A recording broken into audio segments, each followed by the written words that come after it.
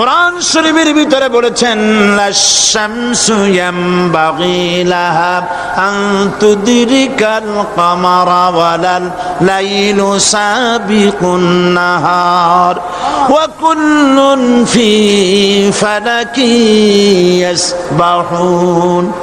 প্রবল জ্ঞানী হইবে যাহারা, আপন মনেতে বুঝিবে তাহারা, রাত্রি পারে না আগে যাইবার, দিনের স্থান করি অধিকার। চন্দ্র বাদে না সূর্যের গায়েতে, সূর্য পারে না চন্দ্রকে ধরিতে, যার যে স্থান বহাল রাখিয়া ভ্রমণ করিছে খোদাকে ডরিয়া। একটি নির্ধারিত সময় সীমা পর্যন্ত আপন আপন কক্ষপথে সব দৌড়াদৌড়ি করবে, কারো সাথে অ্যাক্সিডেন্ট হবে না কারো।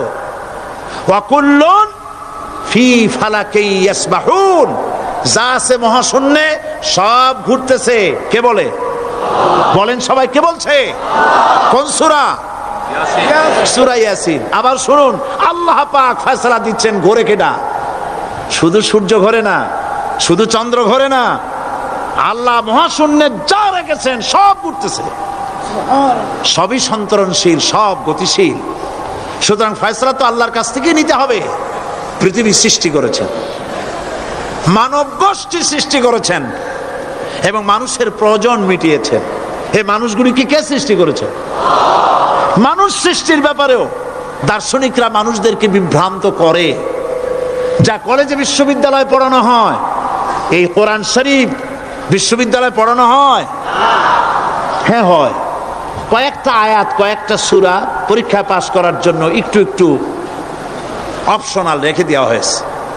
বর্তমান যে শিক্ষা কমিশন, শামসুল হক শিক্ষা কমিশন রিপোর্ট মন্ত্রী পরিষদে অনুমোদন করেছে বর্তমান সরকার। এই শিক্ষানীতিতে বলা হয়েছে ক্লাস 1 থেকে নিয়ে ক্লাস 5 পর্যন্ত ধর্মীয় শিক্ষা দিতে দেওয়া হবে না। তাহলে ক্লাস 5 পর্যন্ত যদি ধর্মীয় শিক্ষা না থাকে, তাহলে ক্লাস 6-7-এ ওঠার পর আলিফ জাওরা বাজাবরবা আনাকুম জানাকুম ছেলেরা পড়বে? মেয়েরা পড়বে? আসল উদ্দেশ্য হলো ইসলাম থেকে জাতিকে দূরে সরাবার জন্য ষড়যন্ত্র। এই সরকারের প্রণীত শিক্ষানীতি আমরা মানি না। আপনারা মানেন? যেই মাদ্রাসা মানুষের চরিত্র সৃষ্টি করে, বর্তমান সরকার সেই মাদ্রাসাগুলি একটা একটা করে ধ্বংস করার পরিকল্পনা গ্রহণ করেছে। সুতরাং আসল শিক্ষা হলো কোরআনের কাছে। আসল শিক্ষা কোথায়? কোরআনের কাছে।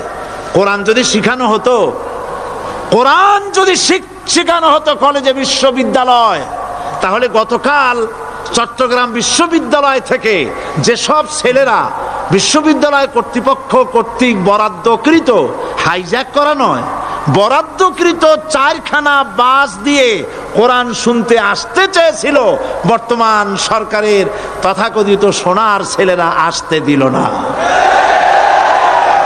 কোরআন যদি তারা পড়তো, তাহলে কোরআন শরীফ শুনতে তারাও আসতো। কপাল পোড়া। জোরে বলেন কি? আরো জোরে বলেন কি? কপাল পোড়া। সব ভালো লাগে, কোরআন ভালো লাগে না। এদেরকে শিখানো হয়েছে, আরে তোমরা তো মানুষ না। বলে আমরা কি?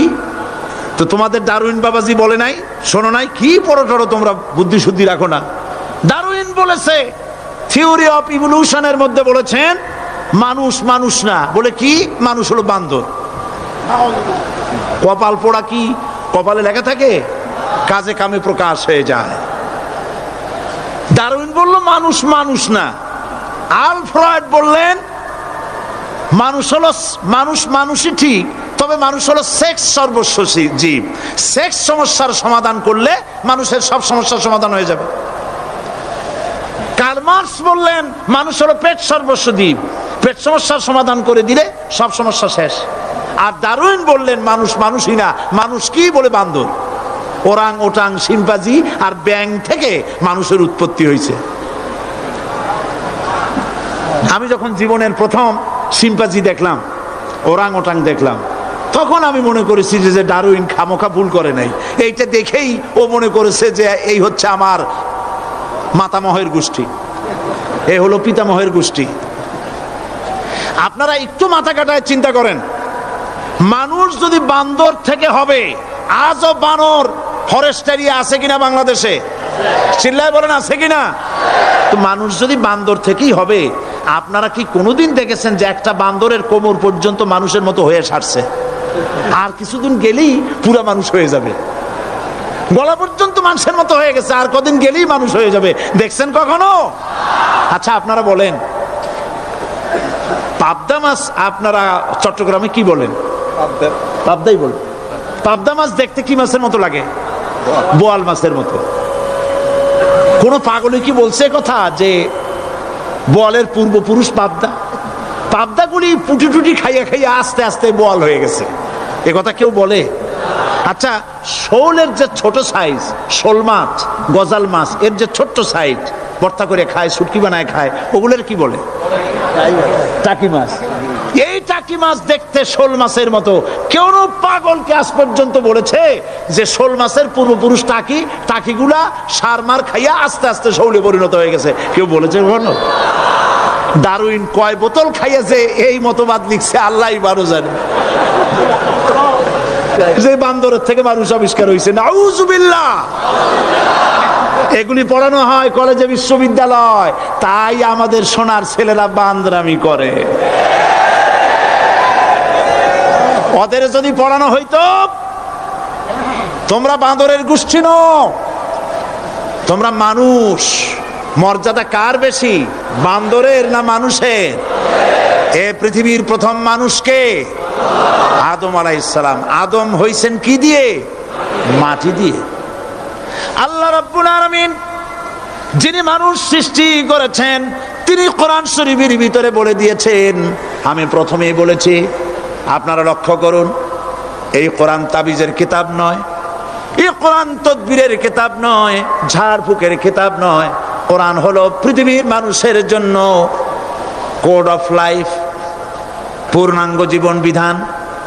সবকিছু আল্লাহ পাক কোরআনের ভিতরে বলে দিয়েছেন, কোনো জিনিস বাদ দেন নাই। আপনি আমি কেমনে সৃষ্টি হয়েছি আল্লাহ পাক কোরআনের ভিতরে বলেছেন, ইন্না খালাকনাকুম মিন তুরাবিন সুম্মা মিন নুতফাতিন সুম্মা মিন আলাকাতিন সুম্মা মিন মুদগা। নিষ্প্রাণ মাটি দিয়ে তোমাকে উৎপন্ন করা হয়েছে, নিষ্প্রাণ মাটি উপাদান দিয়ে তোমাকে তৈরি করা হলো।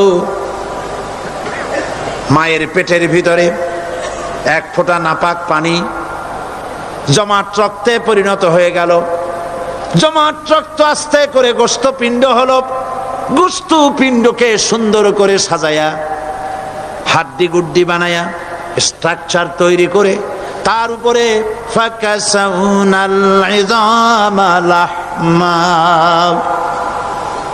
চামড়া দিয়ে গোস্ত দিয়া সাজায়া সুন্দর করে বানালাম। আল্লাহর পরিচয় শুনুন, আল্লাহ আমার কেমন আল্লাহ। মায়ের পেটের ভিতরে সন্তান বানায়া এরপরে যখন রূহ দেওয়া হয়েছে, ক্ষুধা লেগেছে, খাবারের প্রয়োজন হয়েছে, আল্লাহ রাব্বুল আলামিন ওই কচি বান্দা মায়ের পেটে বসে কি খাবে, সেজন্য তার মা চিন্তা করে নাই, বাবা চিন্তা করে নাই, সরকার চিন্তা করে নাই।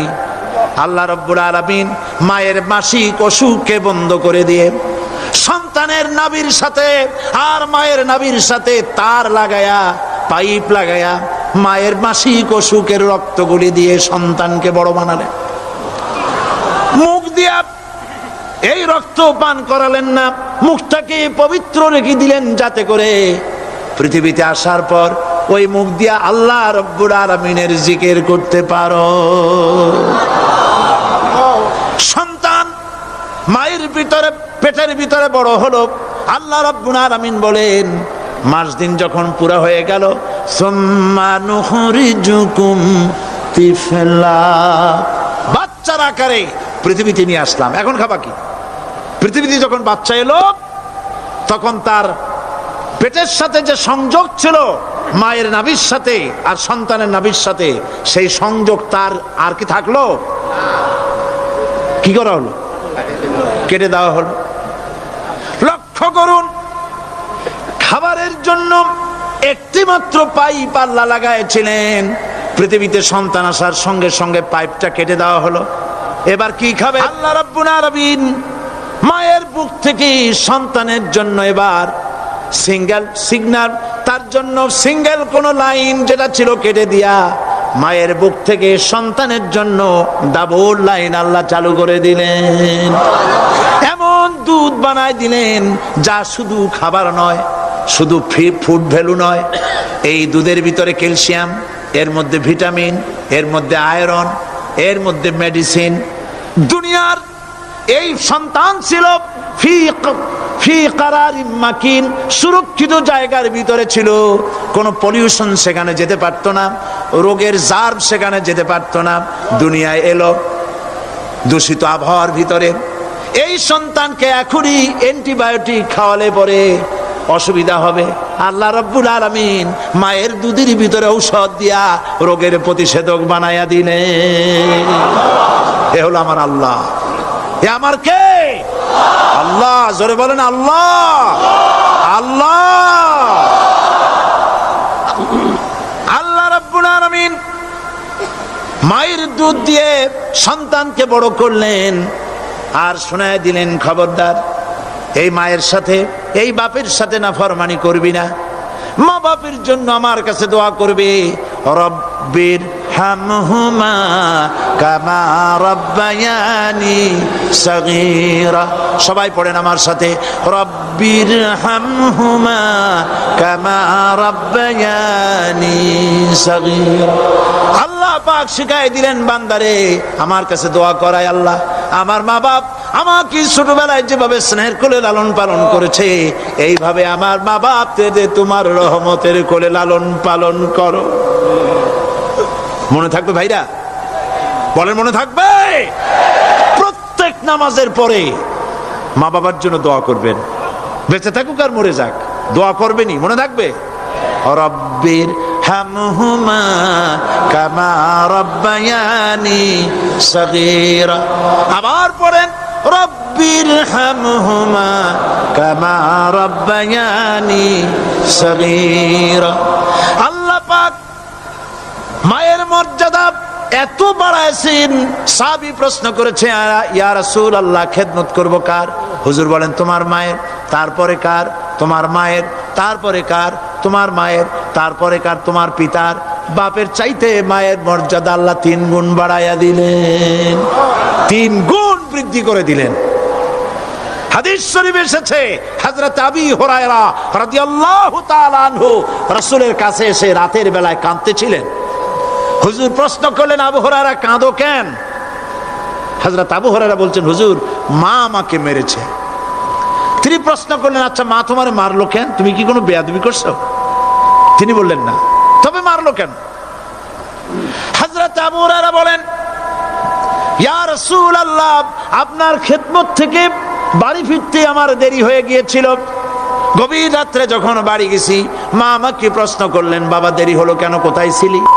তাম পৃথিবীর মানুষ যেই কদম মোবারক চুমু দিতে পারলে ধন্য হয়ে যায়, সেই আখিরি জামানার পয়গম্বর নবী মুহাম্মদ রাসূলুল্লাহ সাল্লাল্লাহু আলাইহি সাল্লামের দরবার থেকে আসতে আমার দেরি হয়ে গেছে। ইয়া রাসূলুল্লাহ আমার মা আপনার নাম শুনে তার গা জ্বলে উঠল। তিনি কাফের, মুশরিকা।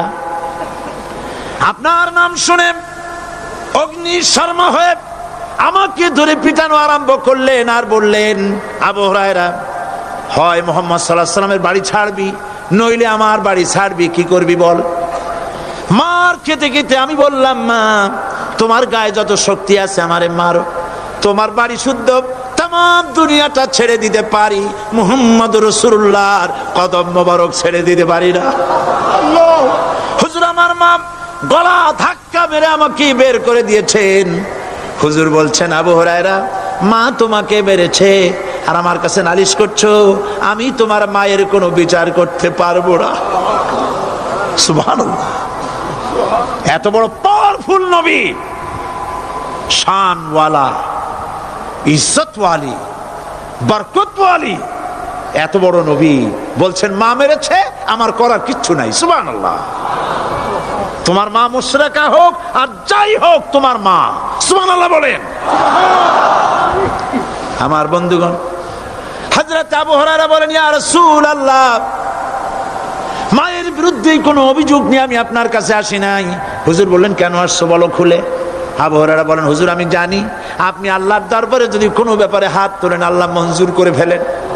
আপনি দয়া করে আমার মার জন্য দোয়া করেন, আল্লাহ যেন হেদায়েত দিয়ে দেন।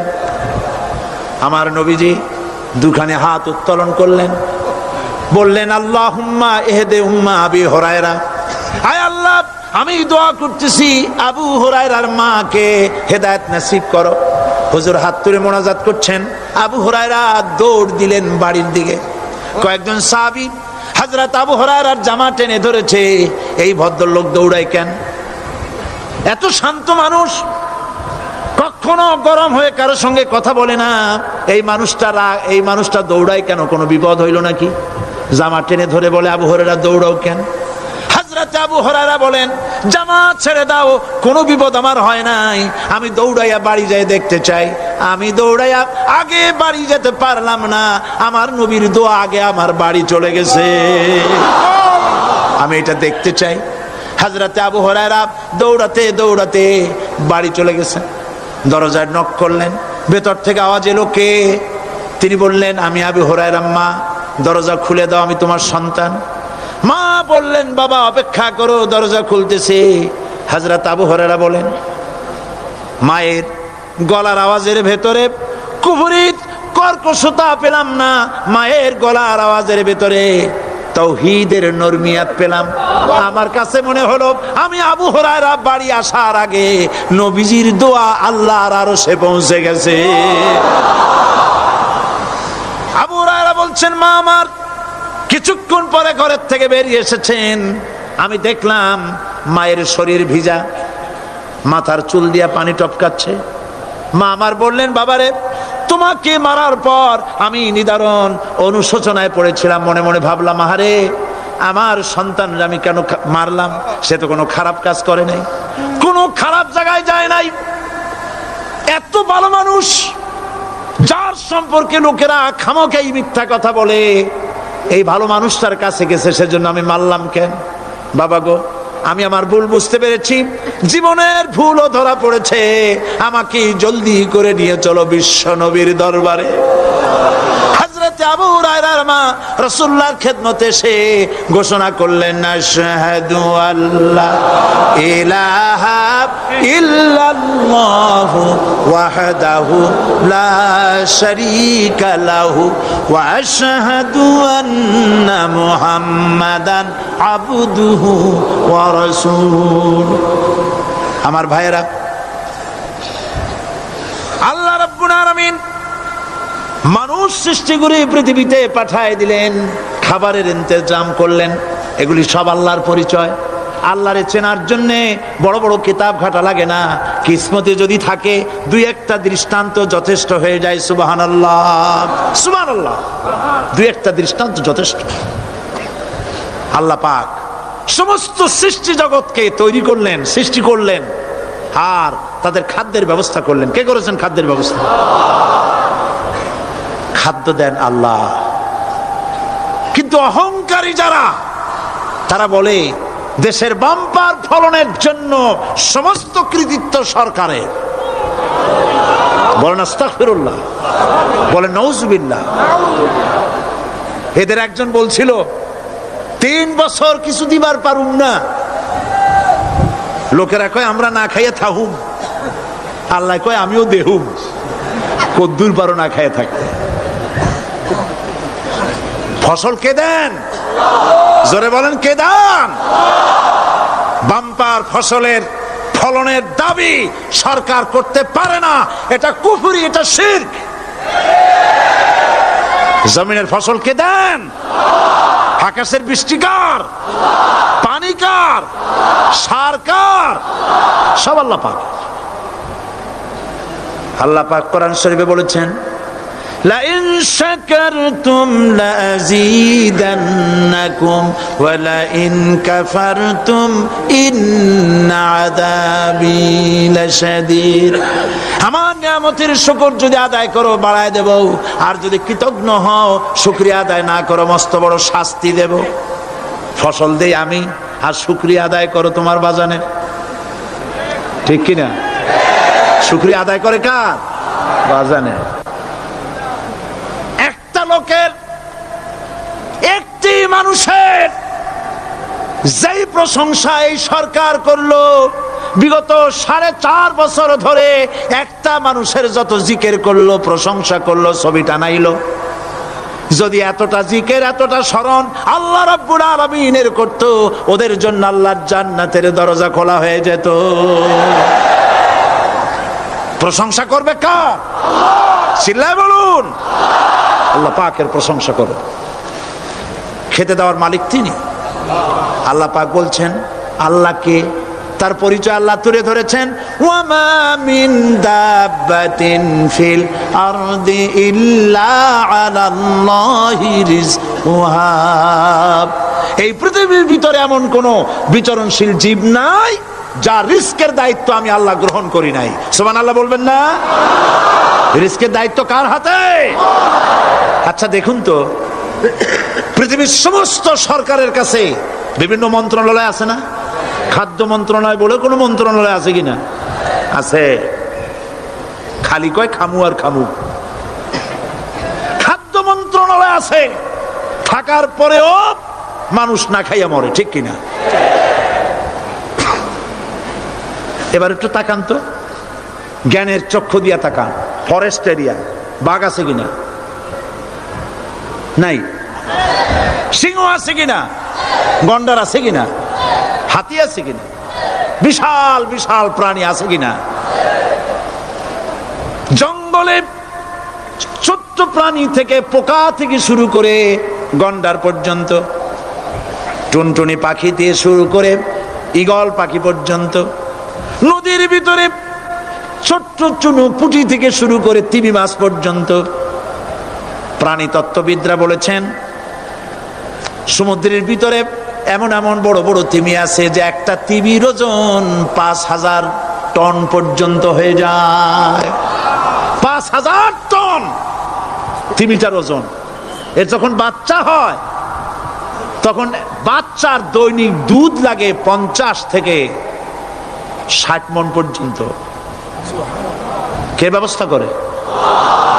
রুহান মান ফেরেশতা। তো ওর মা যেমন বাচ্চা তো সেরকম হবে, ঠিক কিনা? কে দেয় খাবার? এবার দেখেন তো, আপনার দেশের এই জঙ্গলে কত হাতি আছে। হাতিরা মিছিল করে আসছে যে আল্লাহ আমাদের এখন আর খাইতে যেতে দিতে পারে না, বাংলাদেশের গভর্নমেন্ট কিছু দাও। আসছে না, খাইয়া ক্ষুধার জ্বালায় হাতি মরেছে, বাঘ মরেছে, সিংহ মরেছে। এর কোন দৃষ্টান্ত আছে? ক্ষুধার জ্বালায় আকাশের উড়ন্ত পাখিরা ছটফট করে মারা গেছে, দৃষ্টান্ত আছে? নদীর মাছেরা ক্ষুধার জ্বালায় ভেসে উঠেছে, না খাইয়া মরে গেছে, দৃষ্টান্ত আছে? মহান আল্লাহ রাব্বুল আলামিন কোরআন শরীফের ভিতরে বলেছেন অনেক প্রাণী এমন আছে যারা তাদের খাদ্যকে সঞ্চয় করে না, খাদ্যকে জমা করে না, আহরণ করে না। সকাল বেলায় একটা খাবার খেলো, দুপুরে কি খাবে তার জানা নাই। শকুন পৃথিবীর মাটি থেকে 3 মাইল উপরে ওড়ে, তার চোখকে আল্লাহ পাক এত তীক্ষ্ণ বানিয়ে দিয়েছেন। এই চট্টগ্রামের কোথায় মরা গরু আছে 3 মাইল উপর দিয়ে দেখতে পায়? সুবহানাল্লাহ করতে ইচ্ছা করে না।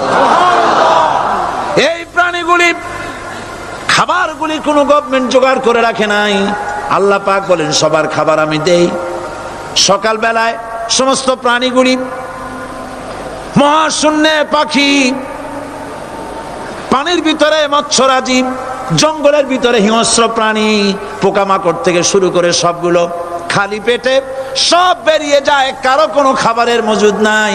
সন্ধ্যা হতে না হতে সমস্ত প্রাণীগুলির পেট ভরাইয়া আমি আবার যার যার ঘরে ফিরাইয়া দেই।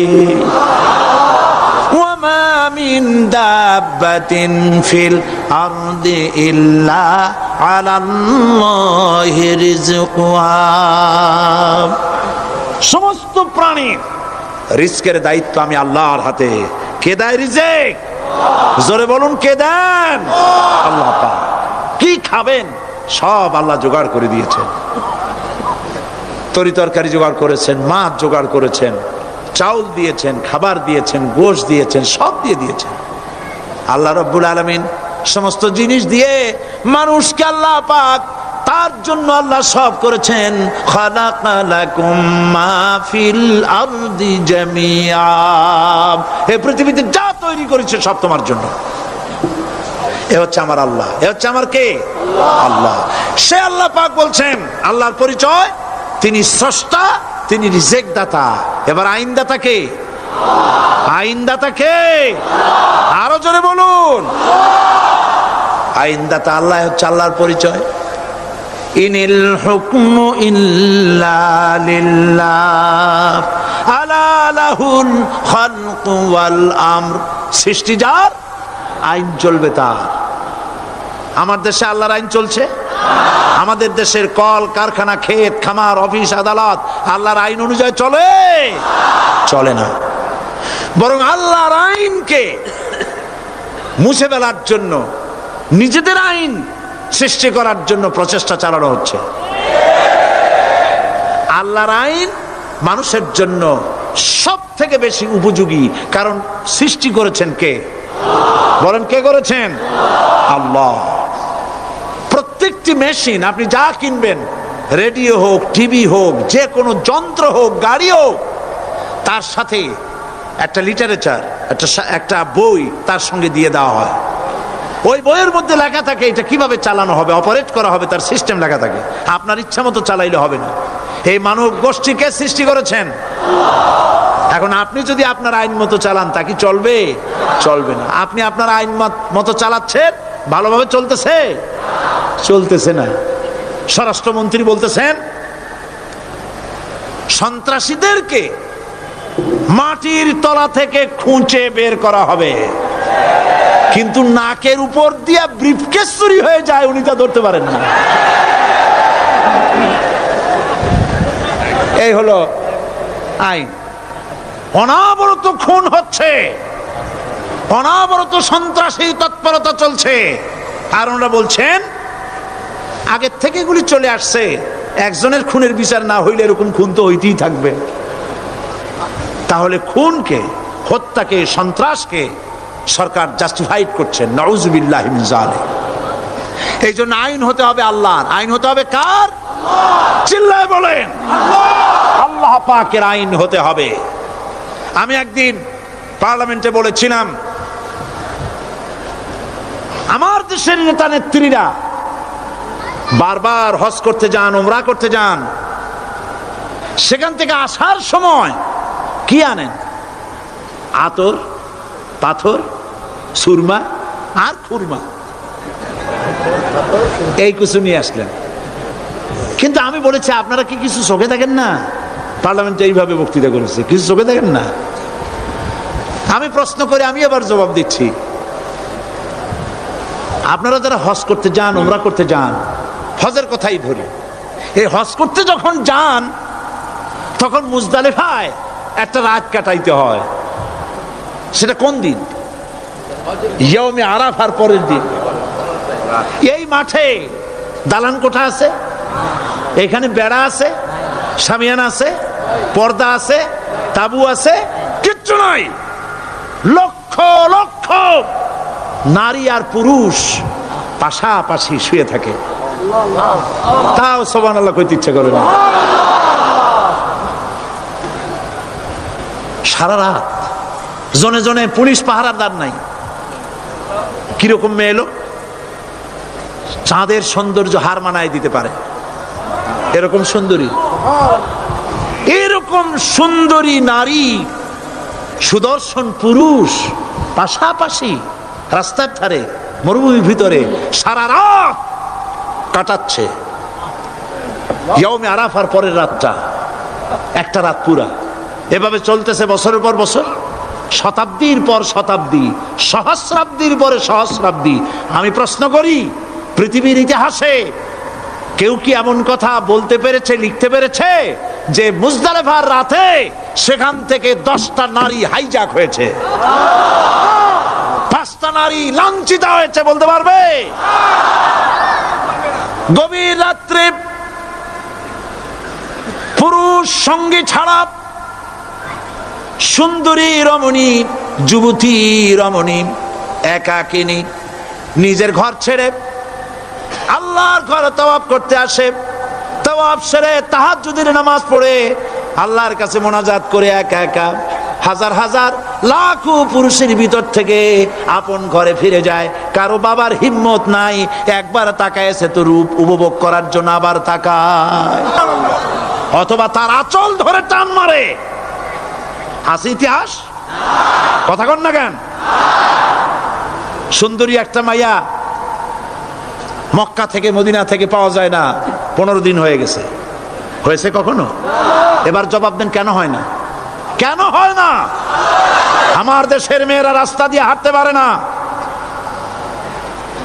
হাই স্কুল মেয়েদের, হাই স্কুল মেয়েদের কলেজ যখন ছুটি হয়, তথাকথিত সোনার ছেলেরা গেটের সামনে এতিমের মতো কালায় থাকে। অনবরত হাইজ্যাক হচ্ছে, ধর্ষণের সেঞ্চুরি হচ্ছে। আর ওখানে হয় না কেন? ওখানে হয় না এই কারণে, এই কোরআনের আইন আল্লাহ রাব্বুল আলামিন যে আইন দিয়েছেন, ওখানে আইন বলবৎ আছে। আছে নাকি? আছে কিনা? কোন পুরুষ কোন নারীকে ধর্ষণ করেছে যদি প্রমাণিত হয়, সে যদি ফাহাদের ছেলে হয় আর ফাহাদের মেয়েও হয়, কোরআনের শাস্তি হলো পাথর মেরে উড়াইয়া দাও। তাকে জানিয়ে দেওয়া হবে রেডিও টিভির মাধ্যমে, জেনাকারের ব্যভিচারীর শাস্তি হবে। চতুর্দিকে হাজারো লোকেরা দাঁড়াবে, হাতে পাথর নিয়ে পাথর মেরে তাকে তার গোশত হাড্ডি বাতাসের সাথে উড়ায় দেবে। একজন মানুষ আর একজন মানুষকে খুন করলো, এই আসামি ধরা পড়ে গেল, কোরআনের শাস্তি হলো যখন ধরা পড়বে প্রমাণিত হবে যেমন ভাবে হত্যা করেছে ওরেও হত্যা করো। এই দৃশ্য, এই আইন যদি বাংলাদেশে যদি এই আইন চালু হয়ে যেত, খুনের আসামি ধরা পড়েছে জেনার আসামি, প্রকাশ্য ময়দানে এলো, সাক্ষী প্রমাণে কোর্টে প্রমাণিত হলো সত্যি সে খুনি। এই বিশাল আউটার স্টেডিয়ামের মাঝখানে খুনি কি দাঁড় করাও, চতুর্দিকে হাজারো লাখো মানুষ থাকুক, রেডিও টিভির ক্যামেরা কার্যকর হবে, পত্র পত্রিকার সাংবাদিকরা আসবে, তরবারির এক আঘাতে খুনির কল্লাটা উড়ায় দাও, দেহটা নিঃসার হয়ে জমিনে পড়ে যাবে। এই দৃশ্য যারা দেখবে স্বচক্ষে, রেডিওতে, পত্র পত্রিকায়, আর 1 বছরের ভেতরে খুন করার হিম্মত কারো কলিজায় উঠবে? জেনাকারের পাথর মেরে দেওয়া, পাথর মেরে উড়িয়ে দেওয়ার শাস্তি যদি চোখে কেউ দেখে, জেনা করার পুলক আর জাগবে? এটা নাম আল্লাহর আইন। এই আইন কার? এই আইন কার? এই আইন যতদিন পর্যন্ত বাংলার মানুষের, মুসলমানদের উপরে কার্যকরী না হচ্ছে, এই দেশে কার্যকরী না হবে, ততদিন পর্যন্ত হত্যা, ধর্ষণ, খুন বন্ধ হবে না। বন্ধ হবে? সুতরাং এই আইন হচ্ছে কার? আরো জোরে বলেন, আল্লাহ রাব্বুল আলামিন। মহান আল্লাহ রাব্বুল আলামিনের এই আইন অনুযায়ী যদি দেশ চলে, মানুষ শান্তি পাবে, চুরি বন্ধ হবে, ডাকাতি বন্ধ হবে, জেনা বন্ধ হবে, হত্যা ধর্ষণ বন্ধ হয়ে যাবে। নবীজি এমন একটি আইন চালু করে দিয়ে, কোরআনের বিধান চালু করে দিয়ে এমন একটা সমাজ চালু করেছিলেন, যেই সমাজ সম্পর্কে হুজুর নিজে বলেছেন, খায়রুল কুরুনে কারনি, সর্বশ্রেষ্ঠ যুগ হলো কার যুগ? আমার যুগ। সুবহানাল্লাহ বলেন। রাসূলের যুগ হলো সর্বশ্রেষ্ঠ যুগ। সেই কোরআন, সেই হাদিস আজও আছে না নাই? বলেন জোরে, আজও আছে না নাই? সেই কোরআন এবং সুন্নাহ দিয়ে দেশ শাসন হোক, এটা কি আমরা চাই? কারা কারা চাই দু হাত উঁচু করে দেখা।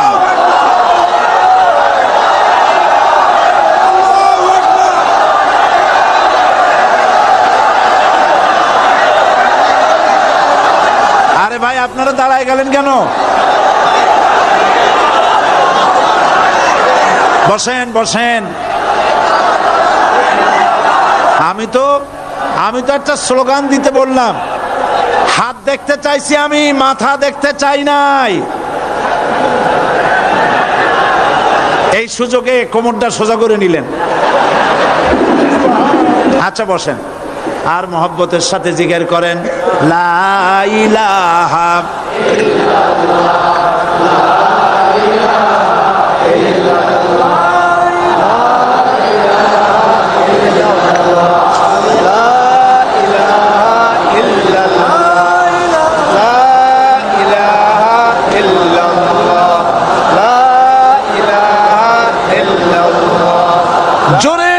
সবাই জিকির করেন লা ইলাহা ইল্লাল্লাহ লা ইলাহা ইল্লাল্লাহ লা ইলাহা ইল্লাল্লাহ লা ইলাহা ইল্লাল্লাহু মুহাম্মাদুর রাসূলুল্লাহ।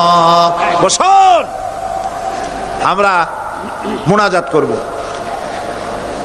আল্লাহ রাব্বুল আলামিন আয়াতুল কুরসির ভিতরে আল্লাহর সার্বভৌমত্বের কথা বলেছেন। আল্লাহু লা ইলাহা ইল্লা হুয়াল হাইয়ুল কাইয়্যুম। পড়েন আমার সাথে সবাই, আল্লাহু লা ইলাহা ইল্লা হুয়াল হাইয়ুল কাইয়্যুম। আল্লাহ হচ্ছেন যিনি ছাড়া কোনো ইলাহ নাই, তিনি শাশ্বত চিরঞ্জীব। সুবহানাল্লাহ বিহামদি। আগামীকাল এর বাকি অংশ আমি আপনাদের সামনে আলোচনা করব ইনশাআল্লাহ। জোরে বলেন ইনশাআল্লাহ। দাঁড়ানো ভাইরা বসেন। আপনাদের পাশে যারা দাঁড়িয়েছেন অনুরোধ করে বসায় দেন। বলেন যে আর 5টা মিনিট বসেন, আল্লাহর রাস্তায় হাঁটেন না। হ্যাঁ বলেন বলেন, আপনারা যে আল্লাহর রাস্তায় হাঁটেন না, বসেন সবাই বসেন। এত বড় মাহফিলের মুনাজাত, সুবহানাল্লাহ বলেন। চট্টগ্রামের ইতিহাসের শ্রেষ্ঠ মাহফিল, চিল্লায় বলেন সুবহানাল্লাহ। গোটা বিশ্বের কোরআনের শ্রেষ্ঠ মাহফিল, বলেন সুবহানাল্লাহ। যারা বলেন আলহামদুলিল্লাহ। আগামীকাল এ মাহফিলের আখেরি মুনাজাত হবে ইনশাআল্লাহ। বলেন ইনশাআল্লাহ। আমি আন্তরিকভাবে দুঃখিত, প্রতি বছর আমার মা বোনদের জন্য, চট্টগ্রামবাসী আমার মা বোনদের জন্য আলাদাভাবে তাদের প্রশ্নের উত্তর দেই এবং তাদের সামনে কোরআন হাদিসের কথা আলাদাভাবে বলি। এবছর দিন কম হয়ে গেল বলে মহিলারা, মা বোনেরা বঞ্চিতা হয়ে গেলেন। শিশু কিশোরদের জন্য আলাদাভাবে সমাবেশ করা হয়, তাও বঞ্চিত হয়ে গেল।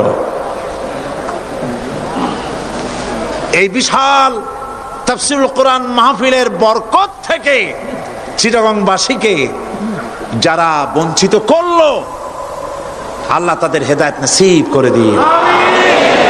যদি হৃদয় থাকে, যদি হৃদয় বলে কিছু থাকে, বিবেক বলে যদি কিছু থাকে, আর শরীর যদি মুসলমানের পিওর রক্ত থাকে, তাহলে বাড়ি বসে অনুশোচনা করা উচিত, চোখের পানি ফেলানো উচিত ওই সব লোকের যারা এই বরকতপূর্ণ মাহফিলকে বাধা দিয়েছে। আর যাদের কলজার মধ্যে আল্লাহ মোহর মেরে দিয়েছে, এগুলোর তো হেদায়েত হবে না। যাদেরকে আল্লাহ পাক তৈরি করেছেন জাহান্নামের জন্য, ওদের কাছে মাহফিল অসহ্য, সহ্যই হবে না। নাউজুবিল্লাহ বলেন। চট্টগ্রামবাসীর জন্য তাফসীরুল কোরআন মাহফিল নিয়ামত। এই নিয়ামত কিয়ামত পর্যন্ত আল্লাহ টিকায় রাখুন, বলি আমিন। আগামীকালের আখেরি মোনাজাতে সমস্ত মুসলমান চতুর্দিক থেকে আল্লাহ পাকের নারা লাগাতে লাগাতে আসবেন। আল্লাহু আকবার, নারায়ে তাকবীর,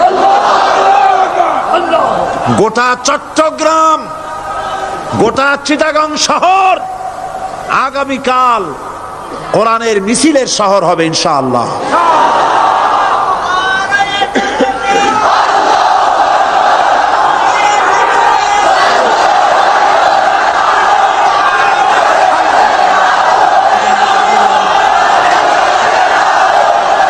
সকল ধন এবং সম্পদের মূল মালিক হচ্ছেন আল্লাহ পাক।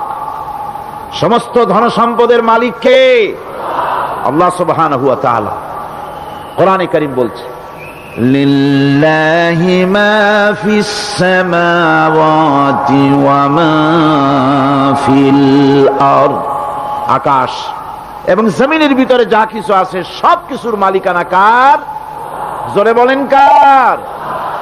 আল্লাহ রাব্বুল আলামিন হচ্ছেন এর একচ্ছত্র মালিক। সুতরাং বান্দাদের কাছে কিছুদিনের জন্য এগুলিকে আমানত রাখা হয়েছে। আমাদের ঘর আছে, বাড়ি আছে, ব্যবসা আছে, বাণিজ্য আছে, জায়গা আছে, জমিন আছে, গরু আছে, বাছুর আছে, এই সবগুলি কিছুদিনের জন্য আমাদের কাছে কি রাখা হয়েছে? আমানত।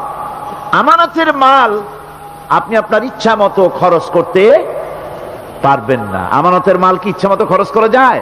যায় না। আমানতের মালকে খরচ করতে হলে মূল মালিকের ইচ্ছা অনুযায়ী খরচ করতে হবে। মূল মালিককে আল্লাহ রাব্বুল আলামিন বলছেন, ইন্নাল্লাহা আশতারা মিনাল মুমিনিনা আনফুসাহুম ওয়া আমওয়ালাহুম বিআন্না লাহুমুল জান্নাহ। আমি আমার মুমিনের জান এবং মালকে খরিদ করে নিয়েছি, বিনিময় জান্নাত দিয়ে দিয়েছি। তোমার কাছে যে জান আছে, মাল আছে, এটা তোমার নয়, এটা আমার আমানত তোমার কাছে। সুতরাং এই আমানত খরচ করতে হবে মূল মালিকের ইচ্ছা অনুযায়ী। সমাজের এক শ্রেণীর লোক প্রচুর বিত্তের মালিক হবে, সমাজের এক শ্রেণীর লোক প্রচুর বিত্ত এবং সম্পদের মালিক হয়ে ভোগ বিলাসের আনন্দের স্রোতে ভেসে যেতে থাকবে, নিজেকে ভাসিয়ে দেবে। আর এক শ্রেণীর লোক অনাহারে অর্ধাহারে কষ্ট করবে। এ বিধান ইসলামের নয়। কেউ থাকবে 10 তলায় আর কেউ থাকবে গাছতলায়, কেউ খাবে পোলাও, কোরমা, বিরিয়ানি, আর কারো কিসমতে মরুচ পোড়াও হবে না। এ বিধান আল্লাহর নয়। ইসলামের বিধান হচ্ছে এই যে আল্লাহ যে সব সম্পদ মানুষকে দান করেছেন, এই সম্পদের ভিতরে বিত্তহীনদের অধিকার রাখা হয়েছে। বিত্তহীন যারা গরিব, যাদের কিছু নাই, তারা আপনার করুণার পাত্র নয়। কি বলেন? তারা কি ধনীদের করুণার পাত্র? কোরআনে কারিমে আল্লাহ বলেন, ওয়াল্লাযীনা ফী আমওয়ালিহিম হাক্কুল লিস-সাইলি ওয়াল মাহরুম। ধনীদের সম্পদের ভেতরে গরিবদের, বিত্তহীনদের অধিকার রয়েছে। সে অধিকার আদায় করে দাও। দান করা এমনি দিয়ে দাও এক জিনিস। গরিবদেরকে, বিত্তহীনদেরকে ইসলাম করুণার পাত্র বানায় নাই, বলেছে অধিকার। অধিকারটা বড় মজবুত কথা, এ কথার লোড আছে, ওয়েট আছে। আপনার আমার সম্পদের, অর্থাৎ যাদের বিত্ত আছে, বিত্ত সম্পদওয়ালা সম্পদশালী লোকেদের সম্পদের ভেতরে গরিবদের অধিকার রয়ে গেছে। সে অধিকার আদায় করতে হবে। ইসলাম সকল মানুষের দারিদ্র্য দূর করে বেঁচে থাকার মৌলিক অধিকার প্রতিষ্ঠিত করেছে। রাসূল করিম সাল্লাল্লাহু আলাইহি ওয়াসাল্লাম বলেছেন, লাইসা লি ইবনি আদম হাক্কুন সিওয়া হাযিহিল খিসাল, বাইতুন ইয়াসকুনুহু ওয়া সাওবুন ইউয়ারি আওরাতাহু ওয়া জালফাল খুবজ ওয়াল মা। আখরাজাহু তিরমিজি। তিরমিজি শরীফের হাদিসের ভেতরে এসেছে, রাসূল করিম সাল্লাল্লাহু আলাইহি ওয়াসাল্লাম বলেছেন, প্রত্যেকটি বনি আদমের তার বাস করার জন্য একটা গৃহ, এবং লজ্জা ঢাকার জন্য, শীত নিবারণের জন্য তার বস্ত্র, আর ক্ষুধা মিটাবার জন্য তার পানি আর রুটি ইত্যাদির ব্যবস্থা করতে হবে। চাই সে মুসলমান হোক আর হিন্দু হোক আর খ্রিস্টান হোক, বনি আদম, আদমের সন্তান যে মানুষ, যে তার এই অধিকার ইসলাম প্রতিষ্ঠিত করেছে। আজ বলা হচ্ছে খাদ্য বস্ত্র বাসস্থান সমাধান দেবে অমুকরা তমুকরা, এরকমের স্লোগান হয় না? ওরা দিতে পারবে না, ওরা দিতে পারে নাই। খাদ্য বস্ত্র শিক্ষা চিকিৎসা বাসস্থানের গ্যারান্টি দিয়েছে কোরআন, দিয়েছে আল্লাহ রসুল জনাবে মুহাম্মদ রাসূলুল্লাহ সাল্লাল্লাহু আলাইহি ওয়াসাল্লাম। ইসলাম অর্থনৈতিক নিরাপত্তার জন্য যে সব পন্থা অবলম্বন করেছে সেটা হচ্ছে যে সমাজের কর্মক্ষম সকল ব্যক্তি রুজির জন্য পরিশ্রম করবে, কেউ বসে থাকতে পারবে না। এটা হচ্ছে ইসলামের নিয়ম, কেউ বসে থাকতে পারবে না। কোরআনে কারীম বলছে فَإِذَا قُضِيَتِ الصَّلَاةُ فَانتَشِرُوا فِي الْأَرْضِ وَابْتَغُوا مِنْ فَضْلِ اللَّهِ فَإِذَا قُضِيَتِ الصَّلَاةُ, যখন তোমার নামাজ সম্পূর্ণ হয়ে গেল, ফান্তাশিরু ফিল আরদ, ছড়িয়ে পড়ো আমার জমিনের উপরে, ওয়াবতাগু মিন ফাদলিল্লাহ, আর আমার অনুগ্রহ অনুসন্ধান করো। রুজি কামানো কোনো খারাপ জিনিস না। কেউ মনে করে সারাদিন বসে বসে আল্লাহর জিকির করব, কেউ দুনিয়াটারে ঝামেলা মনে করে জঙ্গলে চলে যেতে চায়, এটা নিয়ম না। আপনি বসে থাকতে পারবেন না, আপনাকে কাজ করতে হবে। রুজি কামাই করাটাকে কোরআনে কারিমে এতটা সম্মান দিয়েছে যেটাকে ফদলুল্লাহ বলা হয়েছে। ফদলুল্লাহ এটা আল্লাহর অনুগ্রহ, সুবহানাল্লাহ বলেন। এটাকে ফদলুল্লাহ বলা হয়েছে, এটা জিনাতুল্লাহ বলা হয়েছে। আপনি যে কাপড় চোপড় ব্যবহার করেন, এই কাপড় চোপড়ের ব্যাপারে আল্লাহ পাক প্রশংসা করেছেন, কাপড় চোপড় সুন্দর পরতে বলেছেন। তারপরে রুজি রোজগার হালাল করতে বলা হয়েছে, এবং রুজি কামাবার ব্যাপারে হালাল ভাবে রুজি কামাবার জন্য ইন্সপিরেশন দেওয়া হয়েছে কোরআন এবং হাদিসে। রাসূল করিম সাল্লাল্লাহু আলাইহি ওয়াসাল্লাম বলেছেন, আল কাসিবু হাবিবুল্লাহ, সহস্তে যে উপার্জন করে সে আল্লাহর বন্ধু। যে ব্যক্তি ঠেলা গাড়ি চালায়, কুলি মজুর রিকশা চালায়, নিন্দা নাই, তাকে নিন্দা করা যাবে না। রিকশাওয়ালাও একটা গুরুত্বপূর্ণ দায়িত্ব পালন করছে। কুমার, কামার, তাঁতি, জেলে, ধোপা, নাপিত সবাই কাজ করছে। প্রত্যেক কাজের সম্মান ইসলাম দেয়, সুবহানাল্লাহ কোন। সমস্ত কাজের সম্মান আছে, শুধুমাত্র সম্মান নাই চুরির কাজের, ডাকাতির কাজের, সন্ত্রাসের কাজের, চাঁদাবাজির কাজের, মাস্তানির কাজের। এই সব কাজ নিন্দনীয় এবং এই সব কাজ নিতান্ত বাজে কাজ। এ কাজের কোনো সম্মান নাই। সম্মান হচ্ছে নিজের হাতে কামাই করে সারা দিনে এক মুঠো খাবারও যদি খান, আপনার খাবারের চাইতে হালাল খাবার কারো হতে পারে না। আল্লাহর বন্ধু সোজা কথা না। আল কাসিবু হাবিবুল্লাহ, সহস্ত উপার্জনের এত বরকত। সেজন্য অর্থনৈতিক নিরাপত্তার জন্য সমাজের প্রত্যেকটি কর্মক্ষম লোককে কাজ করতে হবে। কি করতে হবে? নামাজ পড়া হয়ে গেছে, এখন আর বসে থাকা চলবে না, নেমে পড়ুন কাজের জন্য, আল্লাহর অনুগ্রহ অনুসন্ধান করুন। এরপরে আল্লাহ পাক বলছেন, আমার অনুগ্রহ রুজি কামাও, আর রুজি কামাবার সময় ওয়াজকুরুল্লাহ যিকরান কাসীরা লাআল্লাকুম তুফলিহুন। আর জিকির করবা আমার বেশি, আমার জিকির করবা। বলা হচ্ছে রুজি অনুসন্ধান করো, আর বলা হচ্ছে আমার জিকির করো। তো জিকির আর রুজি সন্ধানের ভিতরে সামঞ্জস্য কি? সামঞ্জস্যটা হচ্ছে এই যে আপনি যখন উযকুরুল্লাহ কাসীরান, আপনাকে বেশি করে জিকির করতে হবে। জিকির মানে কি? স্মরণ করা। জিকির মানে কি? স্মরণ করা। আল্লাহকে স্মরণ করেন। রুজি যখন কামাতে যাবেন স্মরণ করবেন কারে? চিল্লায় কোন কারে? আপনি রুজি কামাবার জন্য চাকরি করতেছেন, অফিসে বসে যদি আল্লাহ রাব্বুল আলামিন আপনার স্মরণে থাকে, তাহলে ঘুষ খাওয়া আপনার জন্য সম্ভব হবে না। কথা ঠিক কিনা? আল্লাহ পাক বলছেন, রুজি কামাবার জন্য তুমি যে পরিশ্রম করবে, ওই পরিশ্রমের সময় বেশি বেশি জিকির করো, আমারে স্মরণ রাখো। অফিসে বসে যখন তুমি কাজ করবে, আমি যদি স্মরণে থাকি, তাহলে তুমি ঘুষ খাইতে পারবে না। তুমি জমিন চাষ করবে, জমিন চাষ করার সময় আমি যদি তোমার স্মরণে থাকি, জমিনের আইল ঠেলা তোমার পক্ষে সম্ভব হবে না।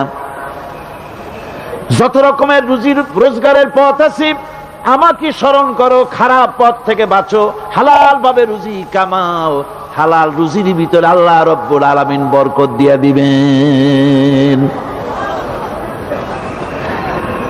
আর কাজ করার জন্য বলা হয়েছে, রাসূল করিম সাল্লাল্লাহু আলাইহি ওয়াসাল্লাম বলেছেন, ইজা সাল্লাইতুমুল ফাজরা ফালা তানুমু আন তালবি আরযাকিকুম। ফজরের নামাজ পড়া হয়ে গেছে, ঘুমায়ো না। আমাদের একটা আম অভ্যাস হয়ে গেছে ফজরের নামাজ পড়ে ঘুমানো।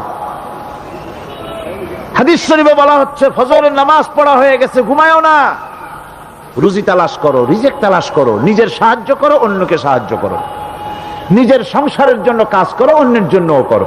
হালাল ভাবে রুজি কামাই করে বউকে একটা ব্লাউজ কিনে দিয়েছেন, একটা শাড়ি কিনে দিয়েছেন, বাচ্চাকে ক্লাসের বই কিনে দিয়েছেন, বাজার থেকে মাছ তরিতরকারি কিনে। অক্ষম ব্যক্তিদেরকে সহযোগিতা করবে, যারা নাকি উপার্জন করতে পারে না ওই জাতীয় লোকদেরকে তারা সহযোগিতা করবে। ওয়াকফুলু গানিয়ুহুম ফাকিরাহুম, সেই সমাজের যারা নাকি সামর্থ্যবান তারা রোজগার করবে এবং গরিবদেরকে সহযোগিতা করবে।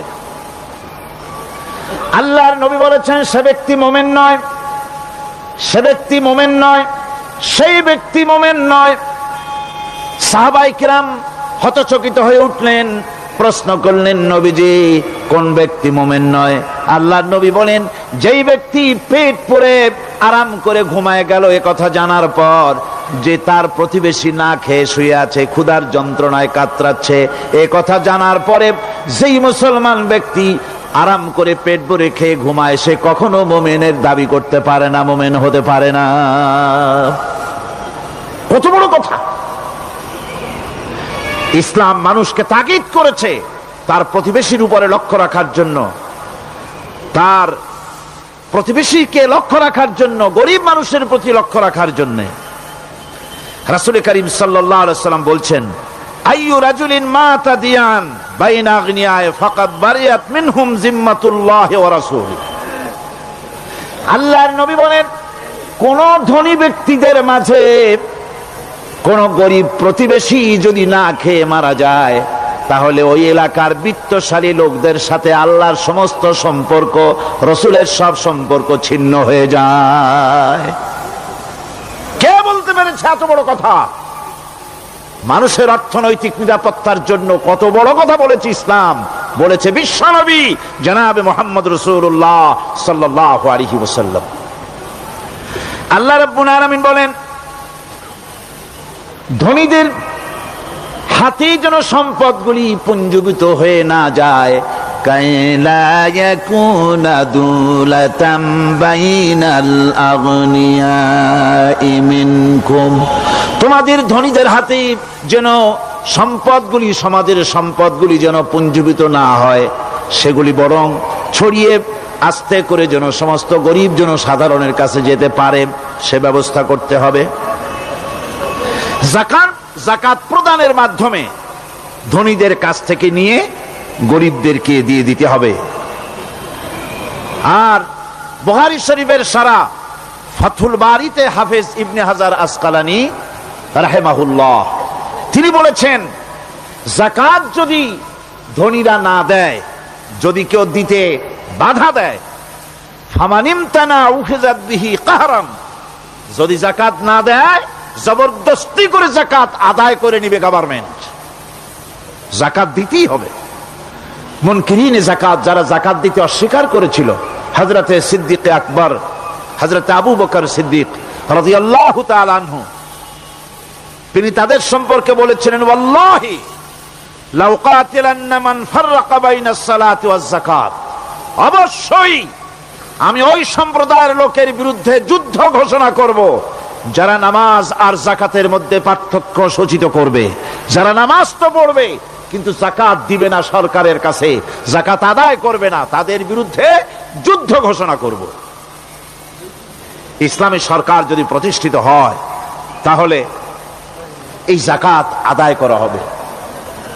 যাকাত কেউ নিয়ে বসে থাকতে পারবে না, যাকাত আদায় করা হবে। আমাদের দেশে নিয়ম মাফিক যদি যাকাত আদায় করা হতো, এই দেশ যদি ইসলামী গভর্নমেন্ট হতো, আল্লাহ যেন দয়া করে দেন, কন্যা আমিন। আল্লাহ পাক যদি দয়া করে দেশটার ইসলামী রাষ্ট্র বানায় দেন, তাহলে যাকাত তো আদায় করে নেওয়া হবে, যাকাত দিতে আপনি বাধ্য, গরিব মানুষ থাকবে না। এখনো বাংলাদেশের নিয়ম মাফিক যদি যাকাত আদায় করা হয়, নিয়ম মাফিক মানে সোনার যাকাত, রূপার যাকাত, নগদ ক্যাশের যাকাত, ফসলের ওসর সঠিকভাবে যদি আদায় করা হয়, তো একেবারে কম করে হলেও 1000 কোটি টাকা যাকাতের টাকা কালেকশন হতে পারে।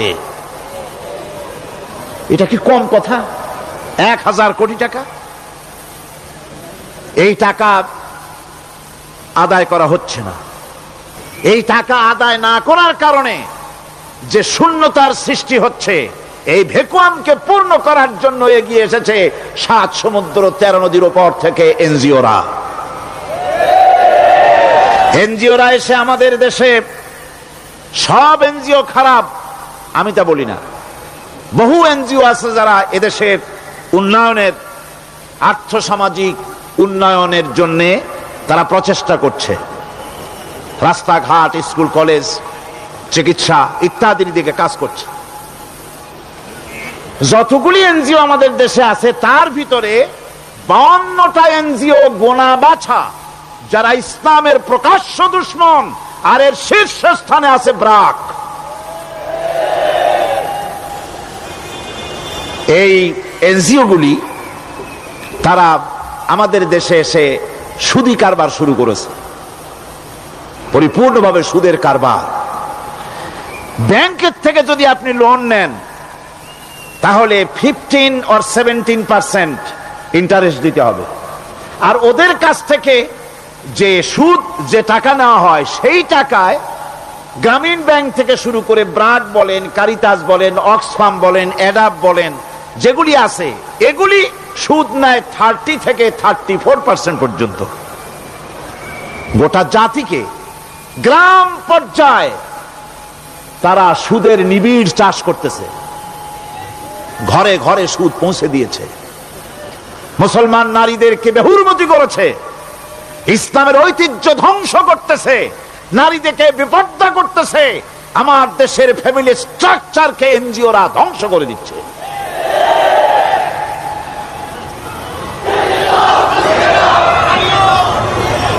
সুতরাং এনজিওরা এই সুযোগটা পেত না। যদি যাকাত কালেকশন করা হতো, আর যাকাত দিয়ে, যাকাত যেসব জায়গায় খরচ করতে হয়, সেই খরচ করার জায়গাগুলিতে সঠিকভাবে যদি ব্যয় করা হতো, এই অবস্থা হতো না। বাংলাদেশে সম্পদের অভাব নাই। যারা বলে বাংলাদেশ গরিব, আমি তাদের সাথে একমত নই। আক্ষরিক অর্থে বাংলাদেশ গরিব নয়, বাংলাদেশে সম্পদ আছে। বাংলাদেশে যে জিনিসটার অভাব, সেটা হচ্ছে ইনসাফ ভিত্তিক বন্টনের অভাব। এখানে কেউ তো 1000 বিঘা জমির মালিক, বিঘা বোঝেন না কি কন আপনারা? কানি। কেউ তো 1000 কানির মালিক, আর কারো তো রান্নাঘর উঠাবার জায়গা নাই। কথাটাই ঠিক কিনা? কেউ তো শত শত কোটি টাকা, কত কোটি টাকা যে আছে তা হিসাব করে মাসখানেক লাগবে, গুনিয়া খুলাইতে পারবে না। আর কারো তো একটা ট্যাবলেট কেনার পয়সা নাই। সুতরাং আমার দেশে যেভাবে গরিব বলা হয়, আক্ষরিক অর্থে ওইভাবে আমার দেশ গরিব নয়। আমাদের দেশে সম্পদ আছে, বহুত জমি অনাবাদি ফেলে রাখা হয়েছে। রাসূল করিম সাল্লাল্লাহু আলাইহি ওয়াসাল্লাম বলেছেন, সেই ব্যক্তির জমিন রাখার অধিকার নাই যে ব্যক্তি তা চাষের আওতায় না আনে। আছে না বহুত জমি পড়িয়া? আবাদযোগ্য জমি আমাদের দেশে আছে যা, তার 2,40,00,000 একর। আমাদের ভূমি সম্পদ রয়েছে, বনজ সম্পদ যা আছে সেটা হচ্ছে 32,53,860 একর জুড়ে বিরাট বনজ সম্পদ আমাদের আছে। ভূমি সম্পদ আছে, বনজ সম্পদ আছে। আমাদের রয়েছে পানি সম্পদ, প্রায় 250 নদী, 3000 600 বর্গ মাইল জুড়ে নদীগুলো প্রবাহিত আছে, আমাদের পানি সম্পদ আছে, আমাদের গ্যাস সম্পদ আছে, যে গ্যাস অন্তত 100 বছর চলতে পারে। প্রত্যেক বাড়িতে বাড়িতে গ্যাসের সংযোগ দিলেও 100 বছরে ফুরাবে না। আলহামদুলিল্লাহ কইতে ইচ্ছা করে না? জোরে কোন আলহামদুলিল্লাহ। আমাদের গ্যাস সম্পদ রয়েছে, আমাদের মৎস্য সম্পদ আছে, পশু সম্পদ আছে, কৃষি সম্পদ আছে, আরো রয়েছে বিপুল জনশক্তি। জনশক্তিকে আজ সবচাইতে বার্ডেন মনে করা হয়। জনশক্তিকে বলা হয় বাংলাদেশের সবচাইতে বড় সমস্যা, জনশক্তি সমস্যা। এটা হচ্ছে যে সরকার আসে তারই ভূতে পায়, যে যায় লঙ্কা সে আর মানুষ হালে ফেরে না, মানুষগুলি তার জন্য জ্বালা।